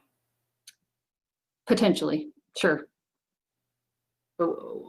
What keeps them from doing that other than just not doing it? I mean, the bank has put it up there as saying the money's there, and if we don't renew it, then you can come take it out.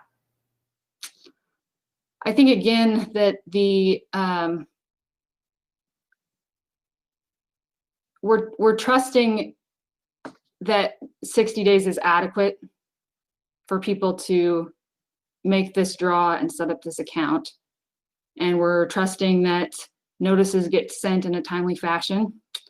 And we're trusting that even though a bank is not going to renew a letter of credit, they're going to pay on it.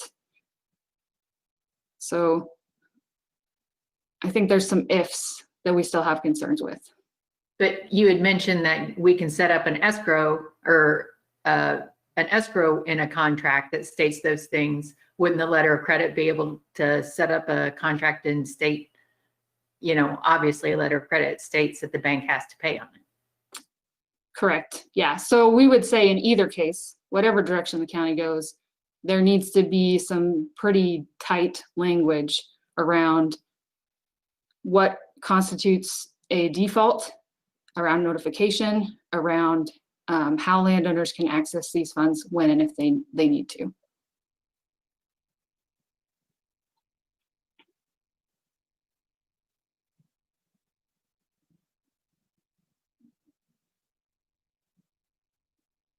Any other questions of Mrs. Ziegler? I have a couple questions. Yeah.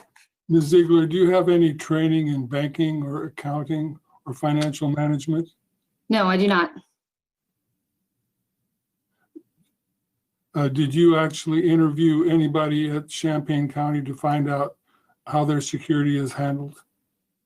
I exchanged emails with their building and zoning director to find out that the escrow agreement I referenced is still in effect.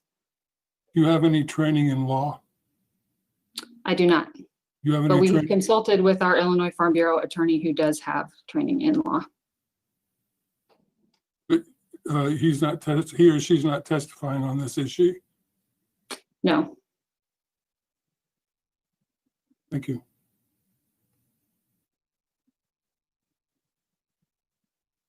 Well, I don't see any other questions, so you're off the hot seat.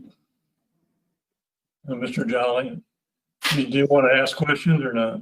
Yeah, I just wanted to ask a couple questions. Would you say that it's fair to say that the letter of credit in the California project or Champaign County, the letter of credit aspect basically covers until they have the dollars in the escrow to cover that? Does that sound fair? That is my understanding of the way their financial assurance is structured, yes. Okay, and there has been testimony from bankers in the last couple meetings or whatever, and they described a lot of this. Is that correct? There was testimony from bankers at the previous hearing, yes. Okay, so I think it's kind of a little bit unfair to ask you if you're an expert in banking to where we know that the banking aspect was asked in the past and should have been addressed at this meeting. So I'm sorry that you were put on that hot seat. Thank you.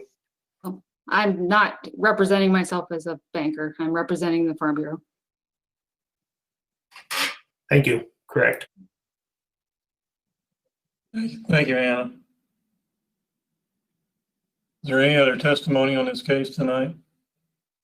Rebuttal?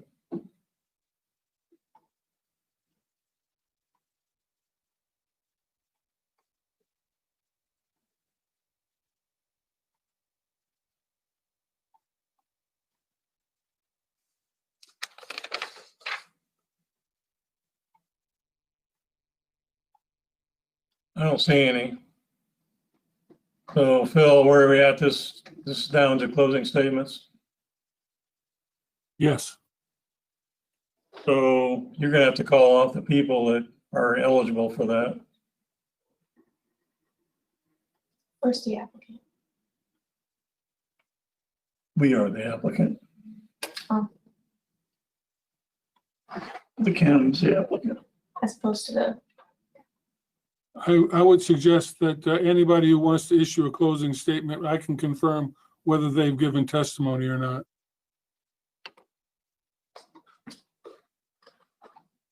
So at this point, does anyone want to make a closing statement? Hi, this is Travis Taylor. It'd be all right. I'd make a brief closing statement.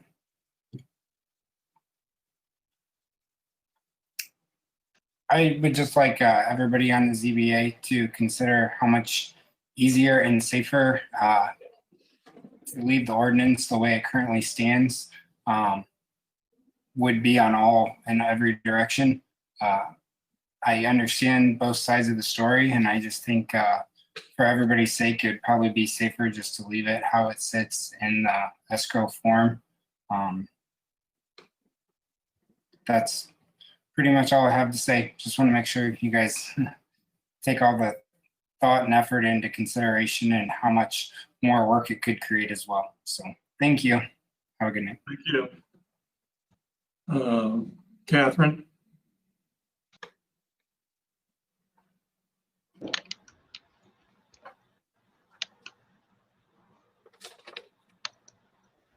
You can go ahead if you want to, but you got to state your name.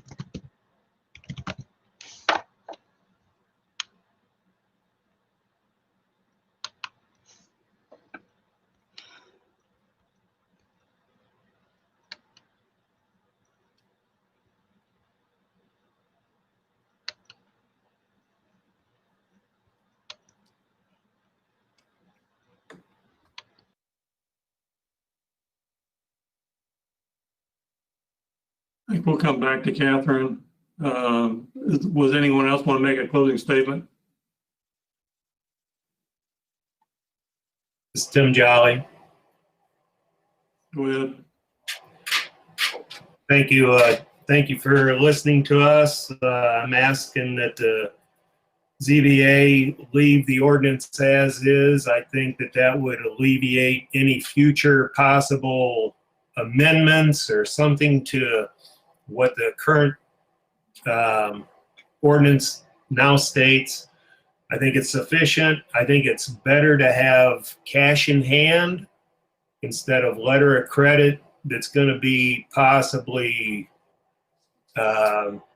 not any good from a company that may not stand up to its obligations. So anytime you can have cash in hand and ready available, I think that's the way to go. And I appreciate your time and consideration. Thank you. Thank you. Anyone else? Anna? I moved you. You were over there a little while ago. Oh, sorry. All right. So just to start with, I'd just like to remind the zoning board that what you're considering is a zoning text amendment to the ordinance. And we do have concerns that the lack of clarity about how this proposed text amendment will be applied to existing special use permits kind of clouds your ability to make a good decision, because if you're, the implications are different if you're considering this change only for future special use permits that will go through a future special use permit hearing, and those future potential wind farms would also have an AMA in place. The implications are different if instead this zoning ordinance automatically applies to the 4 existing wind farms. And that's because those wind farms already went through their hearing process. And in 2 of those cases, there is not an ag impact mitigation agreement. So the rules are different based on when those wind farms were constructed. Much of the testimony that you've heard is about Twin Groves and about Brightstock, which are 2 of the existing wind farms operated by EDPR, which is the company that has requested the change. There are also 2 other wind farms, of course, in the county owned by Invenergy. And we've heard 0 input from those landowners because they received no notice of this hearing. And by EDPR's own admission, they notified about 20 of their landowners of this hearing process. So we do have concerns that not everyone's been included if in fact it is going to apply to those existing wind farms. So our interest, I'd just like to restate, is that we want to see adequate financial assurance for decommissioning these projects in the future. We're in the interest of protecting landowners. And we're not necessarily talking about the current landowners. We may be talking about their children or their grandchildren. These projects are long-term in nature and also very large. And for those reasons, we think that that makes irrevocable letters of credit less suitable because of the concerns with expiration dates and renewal terms. If a company is unable to renew their letter of credit, our concern is landowners would be left with nothing. We do believe there's an opportunity for compromise. Things the zoning board might consider could include having the county named as the beneficiary of an escrow account. We think that would address some of the concerns about multiple beneficiaries. So that is one option. And that could be in combination with, or alternatively, the county could also consider making it an and arrangement, that the company has to set aside some money in escrow and some money can be put in an irrevocable letter of credit. We think there are options that the county could consider if a compromise is needed. And again, we think that irrevocable letters of credit, we would like to see them for a longer term than 1 year because of our concerns about whether it's 12 months or 18 months before a project triggers decommissioning. We think there needs to be length of time in there to provide protection. And again, I'd just like to say that any form of financial assurance is better than no financial assurance in our opinion. So if it has to be irrevocable letter of credit or nothing, we would say that's better than nothing. And that, we would like to see strong requirements in the language, no matter which form of financial assurance it is. We think the agreements need to have strong language around who can trigger the release of those funds and around notification for both the counties, for both the county and for the landowners. Okay, thank you. Yeah, thank you.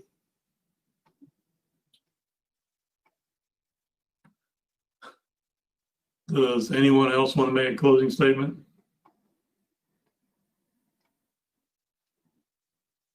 This is Travis Bierwinkle with EDPR. Okay, go ahead. Yeah, I just want to thank the board for the opportunity to speak. Our position is that we want to provide the landowners and the county with a financial security that meets our obligations both under the lease and the permit. Our belief and our experience in many other projects is that a letter of credit serves that purpose and is a valuable tool for both the landowner, the county, and us to accomplish that goal. So thank you for the opportunity to speak tonight. All right, thank you. Anyone else?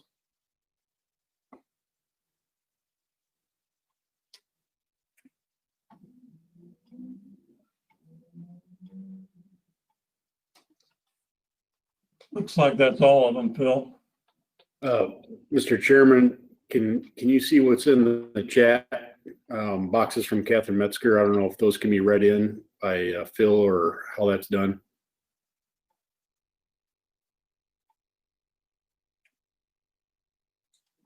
You want to read those in, Phil? Have you got them? We've got them here.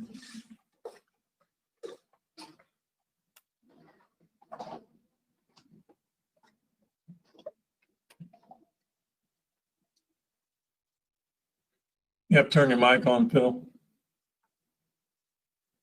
I see them from Catherine Metzger to everyone. I have connection issues and I would like to make a closing.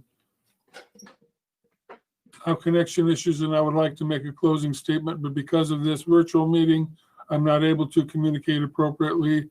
I've spoken to landowners in my district. Many do not want letters of credit. They want the language to remain. This is about the wind company wanting to be able to spend money on other projects instead of provide adequate protection to existing projects.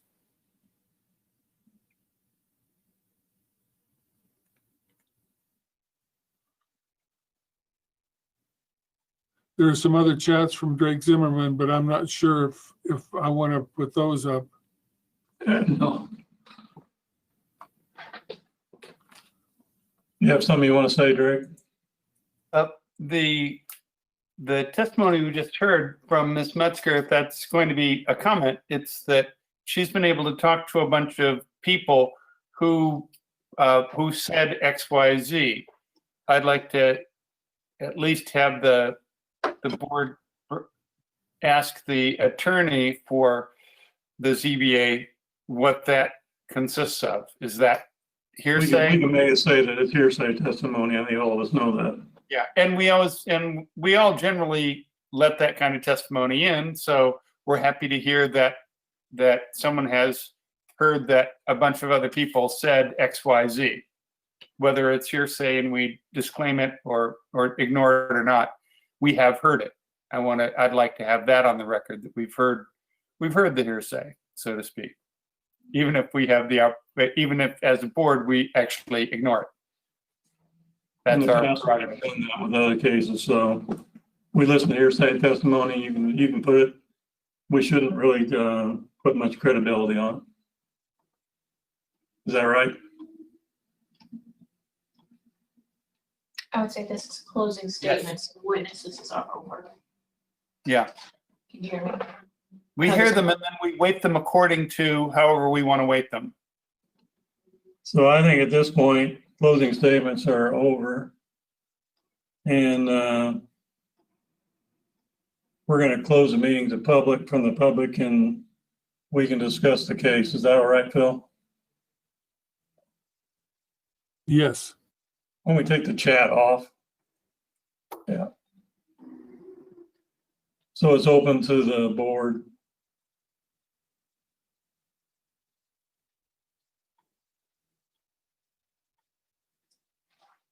When everybody jump in there. I got a question for Phil. I was a little confused by the letter that you read at the beginning, Phil. That reflected to me that there was an option there for the letter of credit as well as the escrow account for those Twin Grove wind farms. Is that what you intended us to understand?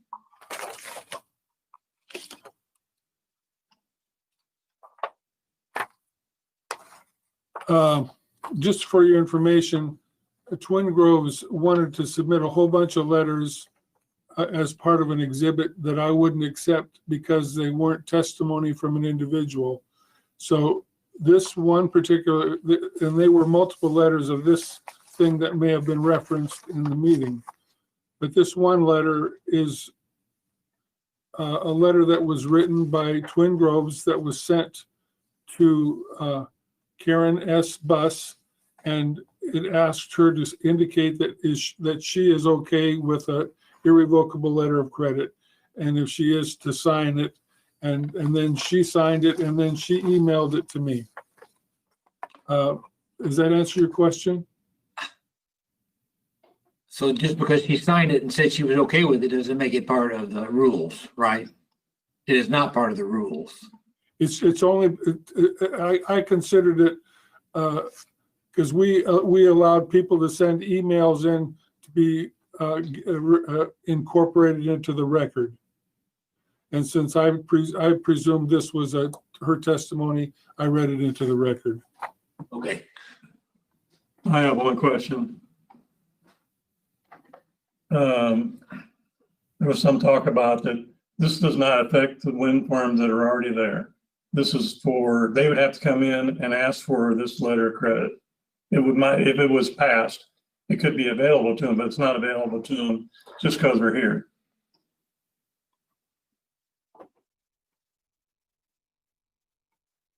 Could you restate that question, please? I guess my question would be is that the existing wind farms we have now they've already been approved with whatever the wording is with escrow. It's not saying that they could automatically could change that to a letter of credit. They would have to come back and ask for that, right?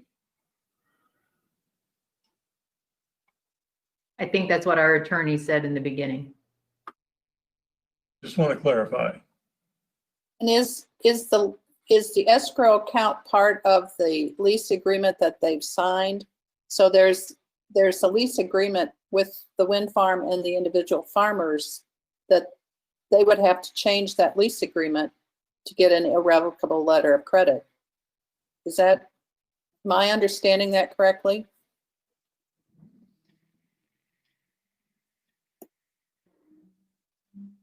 It isn't clear what their lease agreements are. EDPR indicated that their lease agreements allow them to use letters of credit as well as escrow accounts. I'm not privy to that, the exact leases and what those leases say, but that's what their testimony is. Yeah. And for your information, when these early special uses, the White Oak and the Twin Groves, when they were approved, the idea was for the county not to be involved in the letters of credit or escrow accounts at all. We just wanted to make sure that there was some protection in their lease agreements, that they would be torn down, and we never expected that we would have to keep track of that. What we're acting on is what our agreement, what our permit had specified out, not what the landowners have in their contracts, because we're not part of their contracts, right? That's correct. Yeah.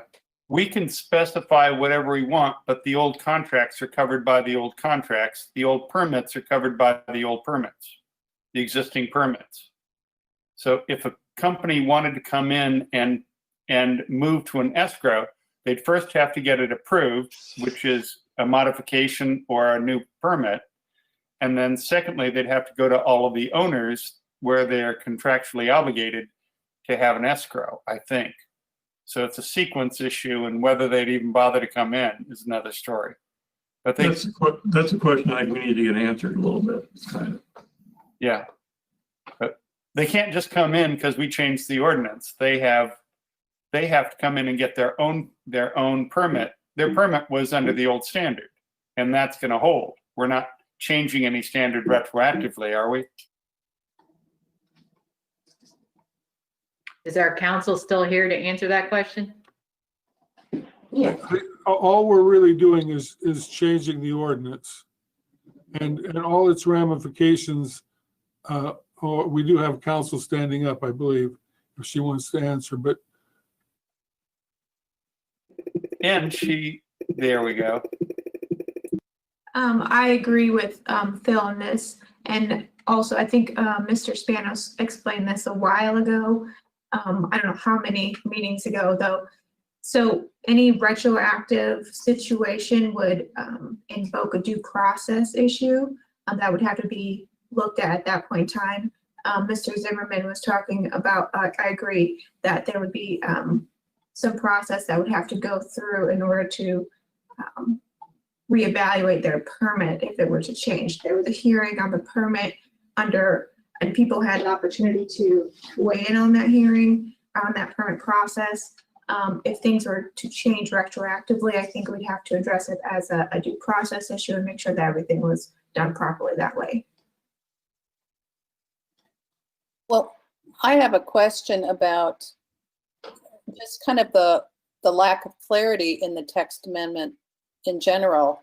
I mean, it just really says an irrevocable letter of credit. It doesn't talk about it has to be from FDIC insured bank. It doesn't really talk about any of the technical details. Is that standard practice, or do we need to tighten up the language of the text amendment in order to ensure that if we do go to an irrevocable letter of credit, that it's with a good quality bank, a U.S. bank, whatever else, whatever other restrictions we might want to put in.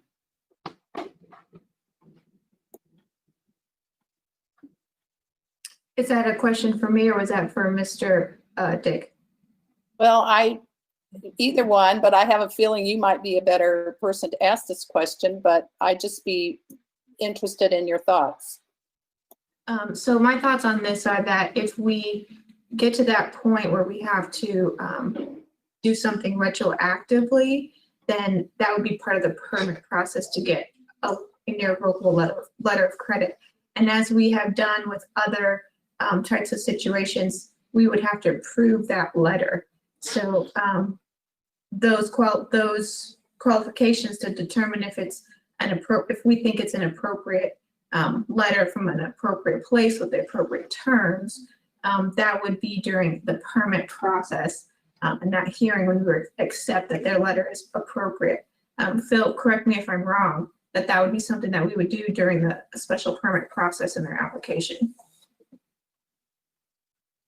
So it wouldn't go through the letter of credit language wouldn't necessarily go through the public hearing process, but it would go through the process of processing the permit through the state's attorney's office.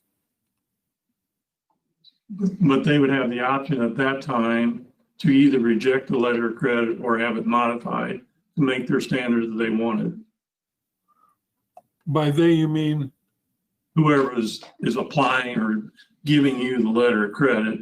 If the county decides it's not appropriate, they don't have to accept it. It's kind of a negotiating process. For example, there was just recently a letter of credit worked out for the solar farm, Moraine View Solar. And it took it took the Assistant State's Attorney quite a while to negotiate the terms of that agreement. And things that were brought up at the public hearing today, I'm sure Chris would want to incorporate.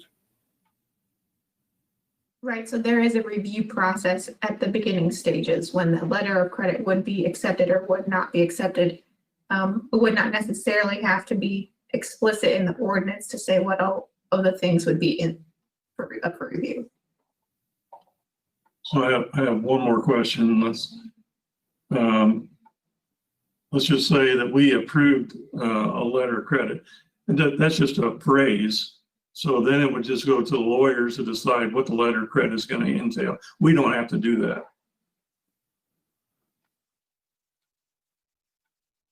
I don't believe we need to do that. Correct. And what we're saying is the county has standards that it puts on all such agreements, and the county standards are going to change as the county deems fit, and we don't need to include that in that language in this particular ordinance. Correct. Correct. That's what I would believe. The other concern that I have is it seems like either with an escrow account or with an irrevocable letter of credit, the county's kind of up to their eyeballs in monitoring this situation and protecting the landowners. And is that, is that something that was planned or by accident, or is one alternative better than the other? I mean, I'm troubled that the county's going to be in a situation where they have to administer this, and they have to either be the beneficiary or they have to respond when there's a problem with an irrevocable letter of credit, or there's a problem with the landowners not getting the money they need, or is that going to be a problem in the future?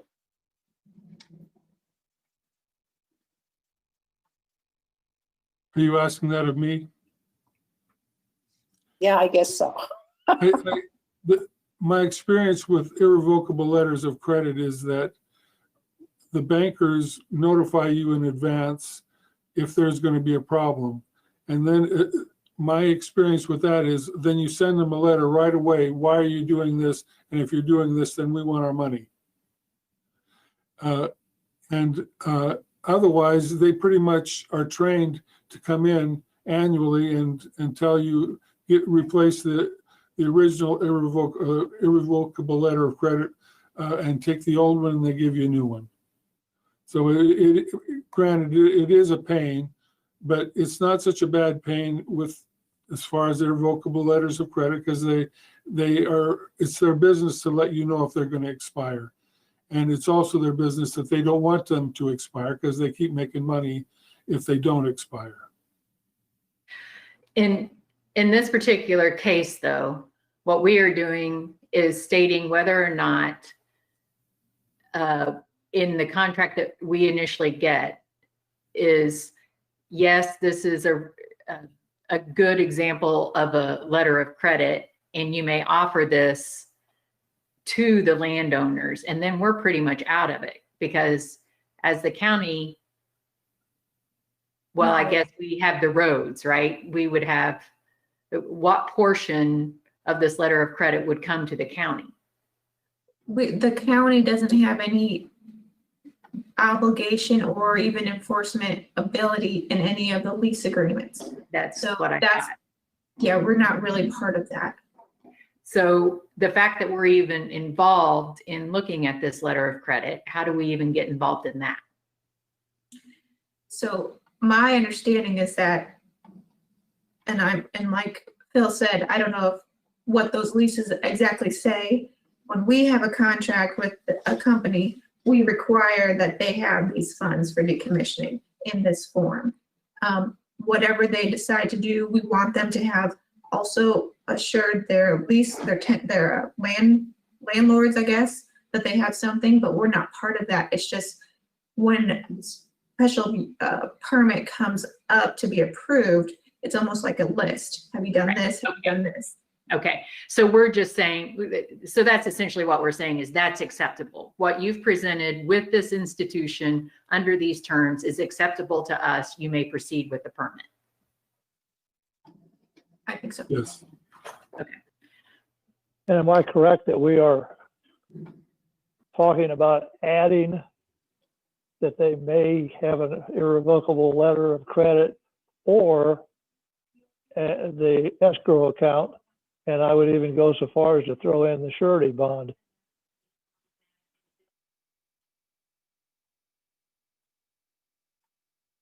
In the past, the county has had better experience with letters of credit than surety bonds. Because sometimes we've had some instances where we tried to collect on bonds and we've had real difficulty with it. But that right at this point, we were just leaving the option open to do escrow or irrevocable letters of credit.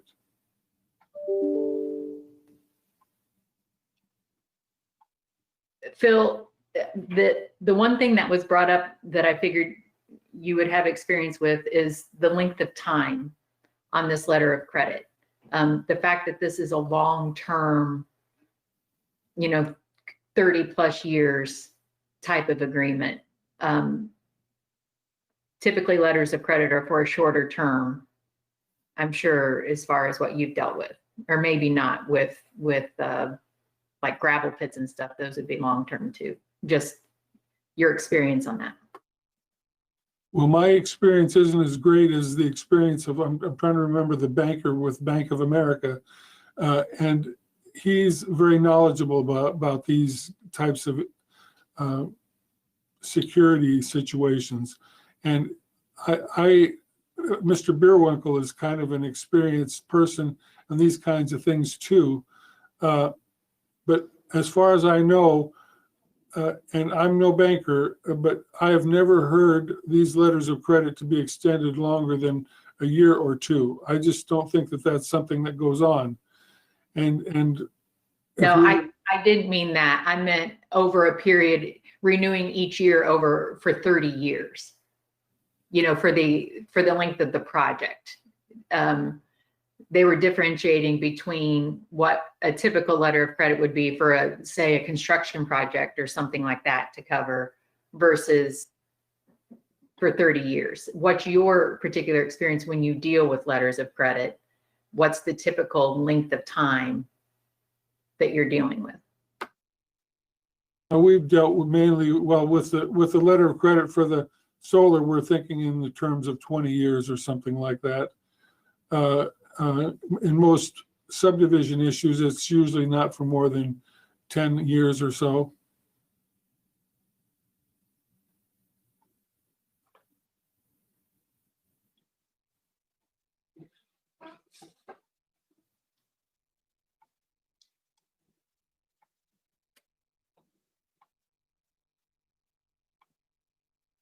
I guess if we would approve that they could use it, doesn't mean that they will use it. It's just available to them. And it'd have to be done by the county rules, and the county's gonna write this up to where they're not gonna get in trouble. I guess we gotta give them that enough credit that we got enough lawyers in the county that they can write this thing up to where it's, well, you're laughing over there, Zimmerman, that they can't get in trouble. I guess if you think we can do that, I don't know that I have a problem with letter of credit. If we put it out there, they will want it because it frees up their cash. I agree. Yep. It's about money. Yeah, of course. But ultimately, it comes down to the landowner and the contract.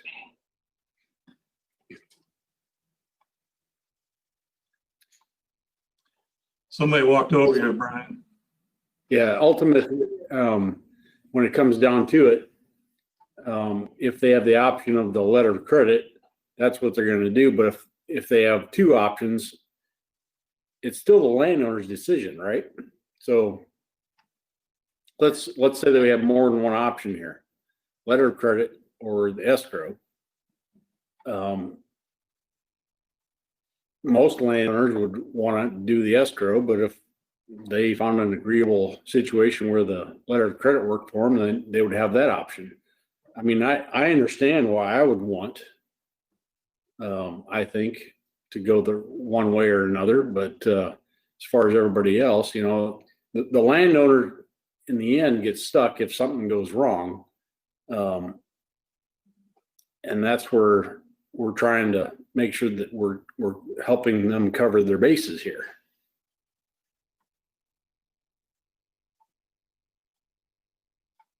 But we also have to look after the neighbor who's not getting any compensation at all. At least the landowner got the rent off the land and stuff, and if he's got the whereabouts to be able to tear that down, he can salvage out part of it, where the next door neighbor just gets stuck looking at it.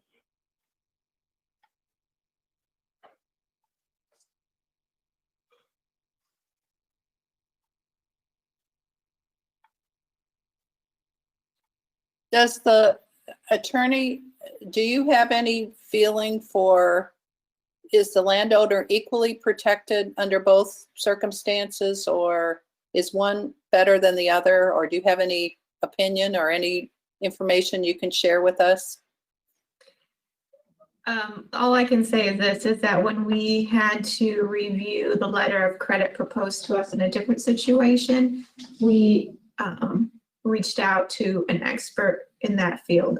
So as a lawyer in that field. So I don't want to give too much information because I'm not the expert, but we do have, and to the comment about having the resources or too many lawyers, if there's something that is a little bit out of our depth, as some of these financial natures might be, we'll reach out and make sure that we have the right person looking at it. That means you have the right lawyers in the county, because that's what you're needed to do. You know, you can't handle it. So you've got the right people working on it.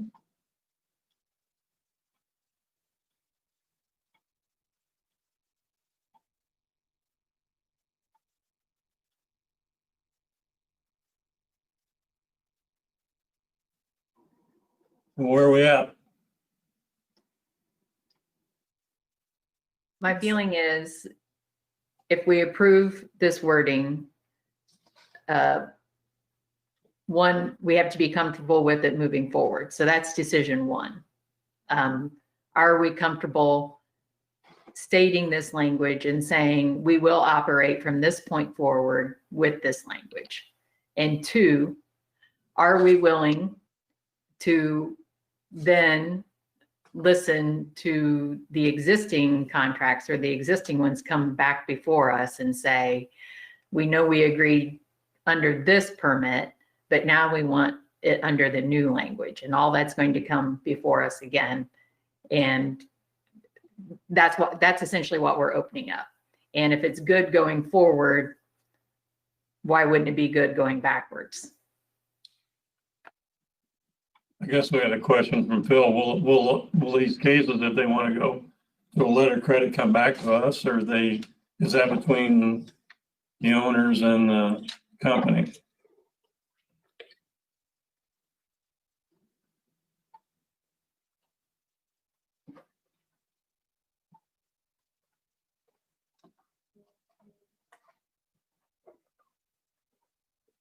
I can step in there if you need me to. Yes, please do. Okay, so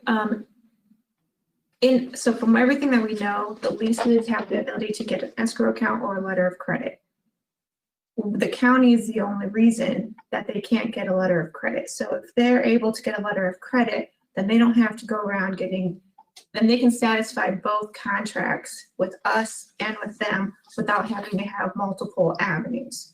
So giving them the freedom to do that, it aligns with the contracts, but it's not going to give us any ability to enforce their contract or step in as a beneficiary at all with relation to their contract. If we are going to allow a letter of credit as an alternative option, and someone with an existing project and an existing permit, which was given to them when there was only one option, during that process, when that situation occurred, there was a process that came. We had notice, we had public opinion, we had a hearing, usually. And there was a process with the county about getting a special use permit and all of that. To go backwards, to change that, we'd have to make sure that due process was properly fulfilled. So that would be a case-by-case situation if someone were to apply and present to us a different form of security. And we'd have to assess whether or not there was, we need to do something more, have another hearing, reach out to different parties. I don't know. We'd have to assess that as it comes.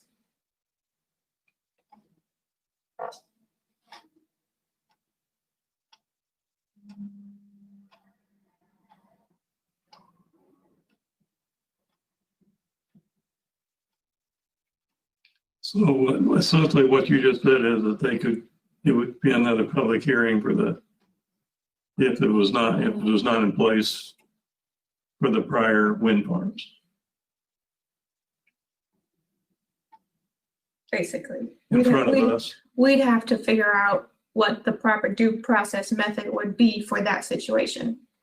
And that might include coming before the ZBA again.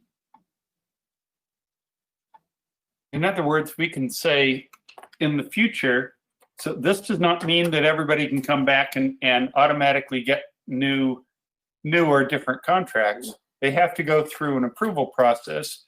And so we can trust the zoning board in the future to make a good decision, which means if some new factor comes into play, this is an option, but it isn't necessarily going to be automatically approved.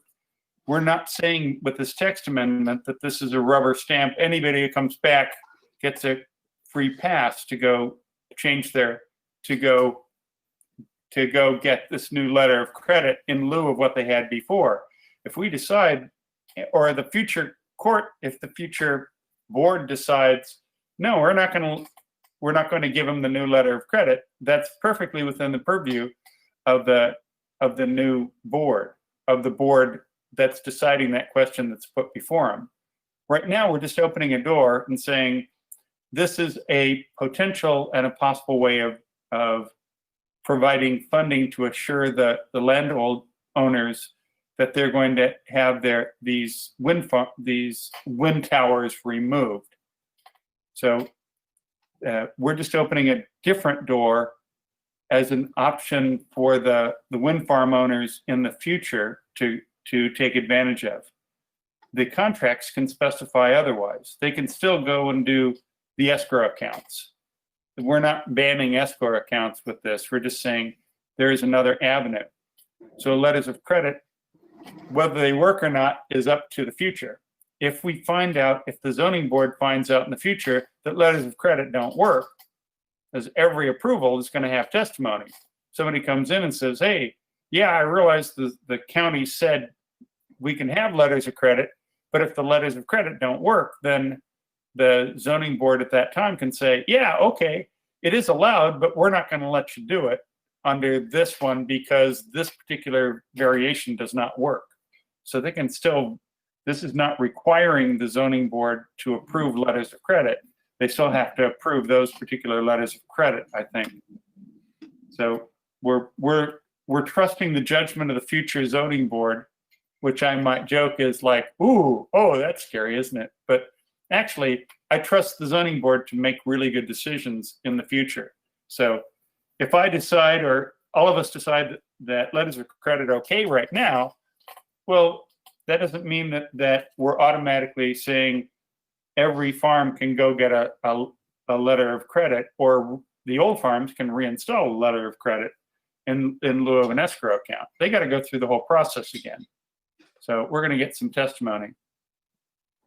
But we won't know if the letter of credit is no good until 30 or 40 years from now. I mean, I think that's the risk that we're taking. And am I understanding this correctly? Each individual farmer has an individual lease with a wind energy company. And if they were to change the terms of their lease, they would have to negotiate with the wind energy company individually, correct? Right. But what Mr. Bierwinkle is saying is that their contract includes, it can be escrow, it can be letter of credit, it could be multiple different securities. So they can change it at any time for whatever reason, and the landowner would have no recourse whatsoever. Don't know that. We're not here to answer that question.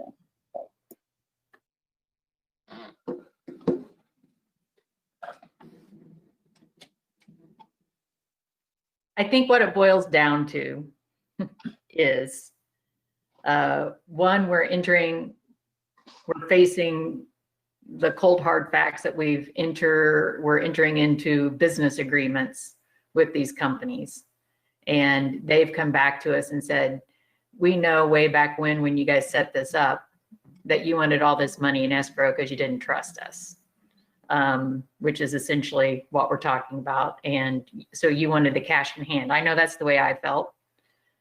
And now they're coming back and saying, but now that we're 10 years into it, it's not really the way it works in business.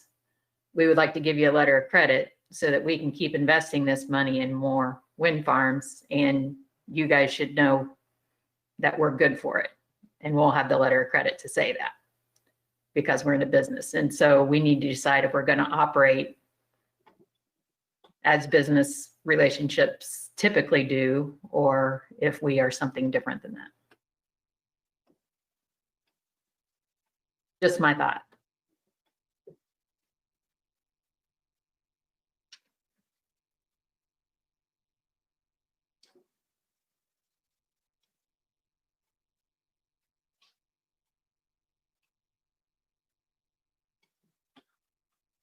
I'm not gonna say anything after Zimmerman talks, Yeah. but, you know, I can agree with what Julia is saying there. One thing that hangs me up a little bit is they would have come to us asking for this if they weren't going to put them in place. That's kind of the way I look at it, you know. And I don't exactly agree with what Drake was saying, that they're not automatically in place. If we say they can use them, they're going to use them instead of escrow.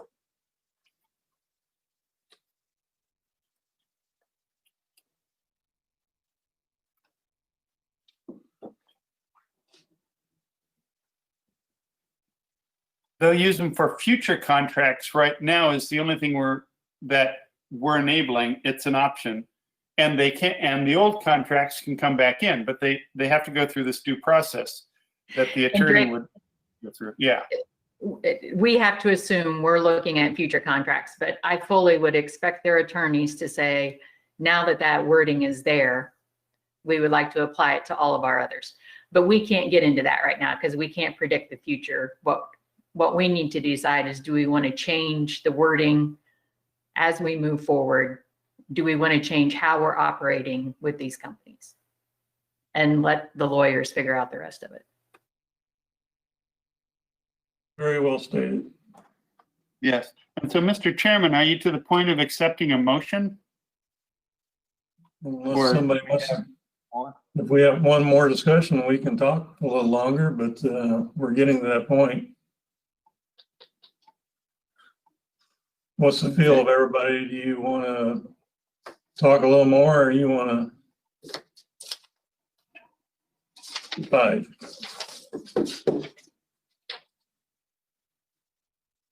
I think we can call for the question, but I'm ready. Sounds like we're ready for a motion. I move that we approve the text amendment for the wind farm as stated.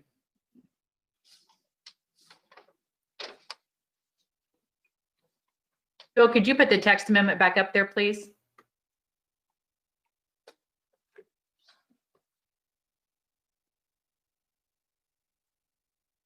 It's coming up.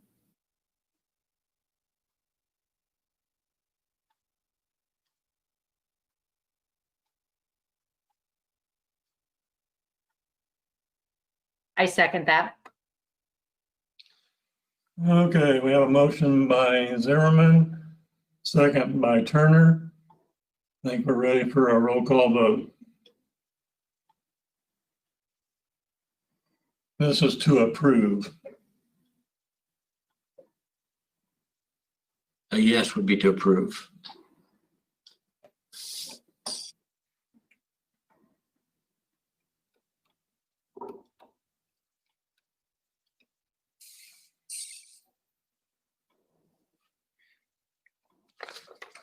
Bangert, No.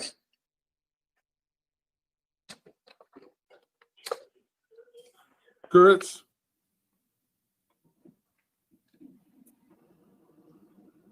No, Dean, No. Turner, Yes.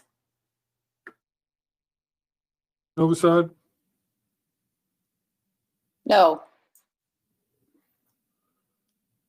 Finnegan, Yes. Zimmerman. Yes.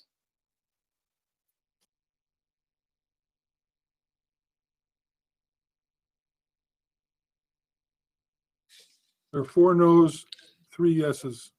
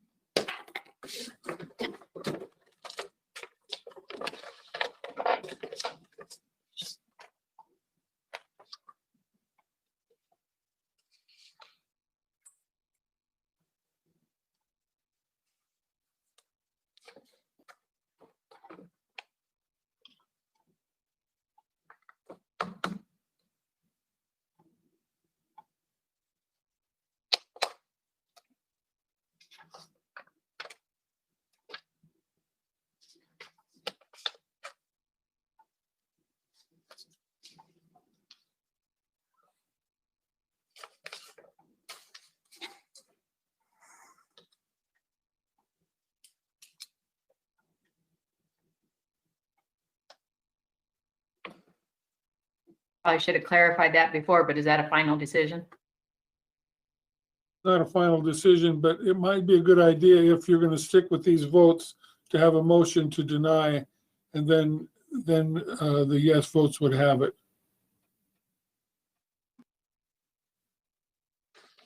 Okay, so you want somebody on the no side of that motion to make another motion? Is that what you're asking for? Now, on second thought, I think we could stick with this one if, Yeah. So this motion won't go to the county board as a recommendation. This just sort of stops where it is. Correct. Or what somebody else can come in and adjust the text amendment and go through the process again.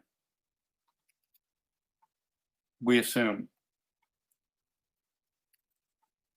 Or is that just trying to predict the future? I don't really care one way or the other. What does But 4 what's happening past- to 3 mean? I'm Yeah, waiting for you to tell us.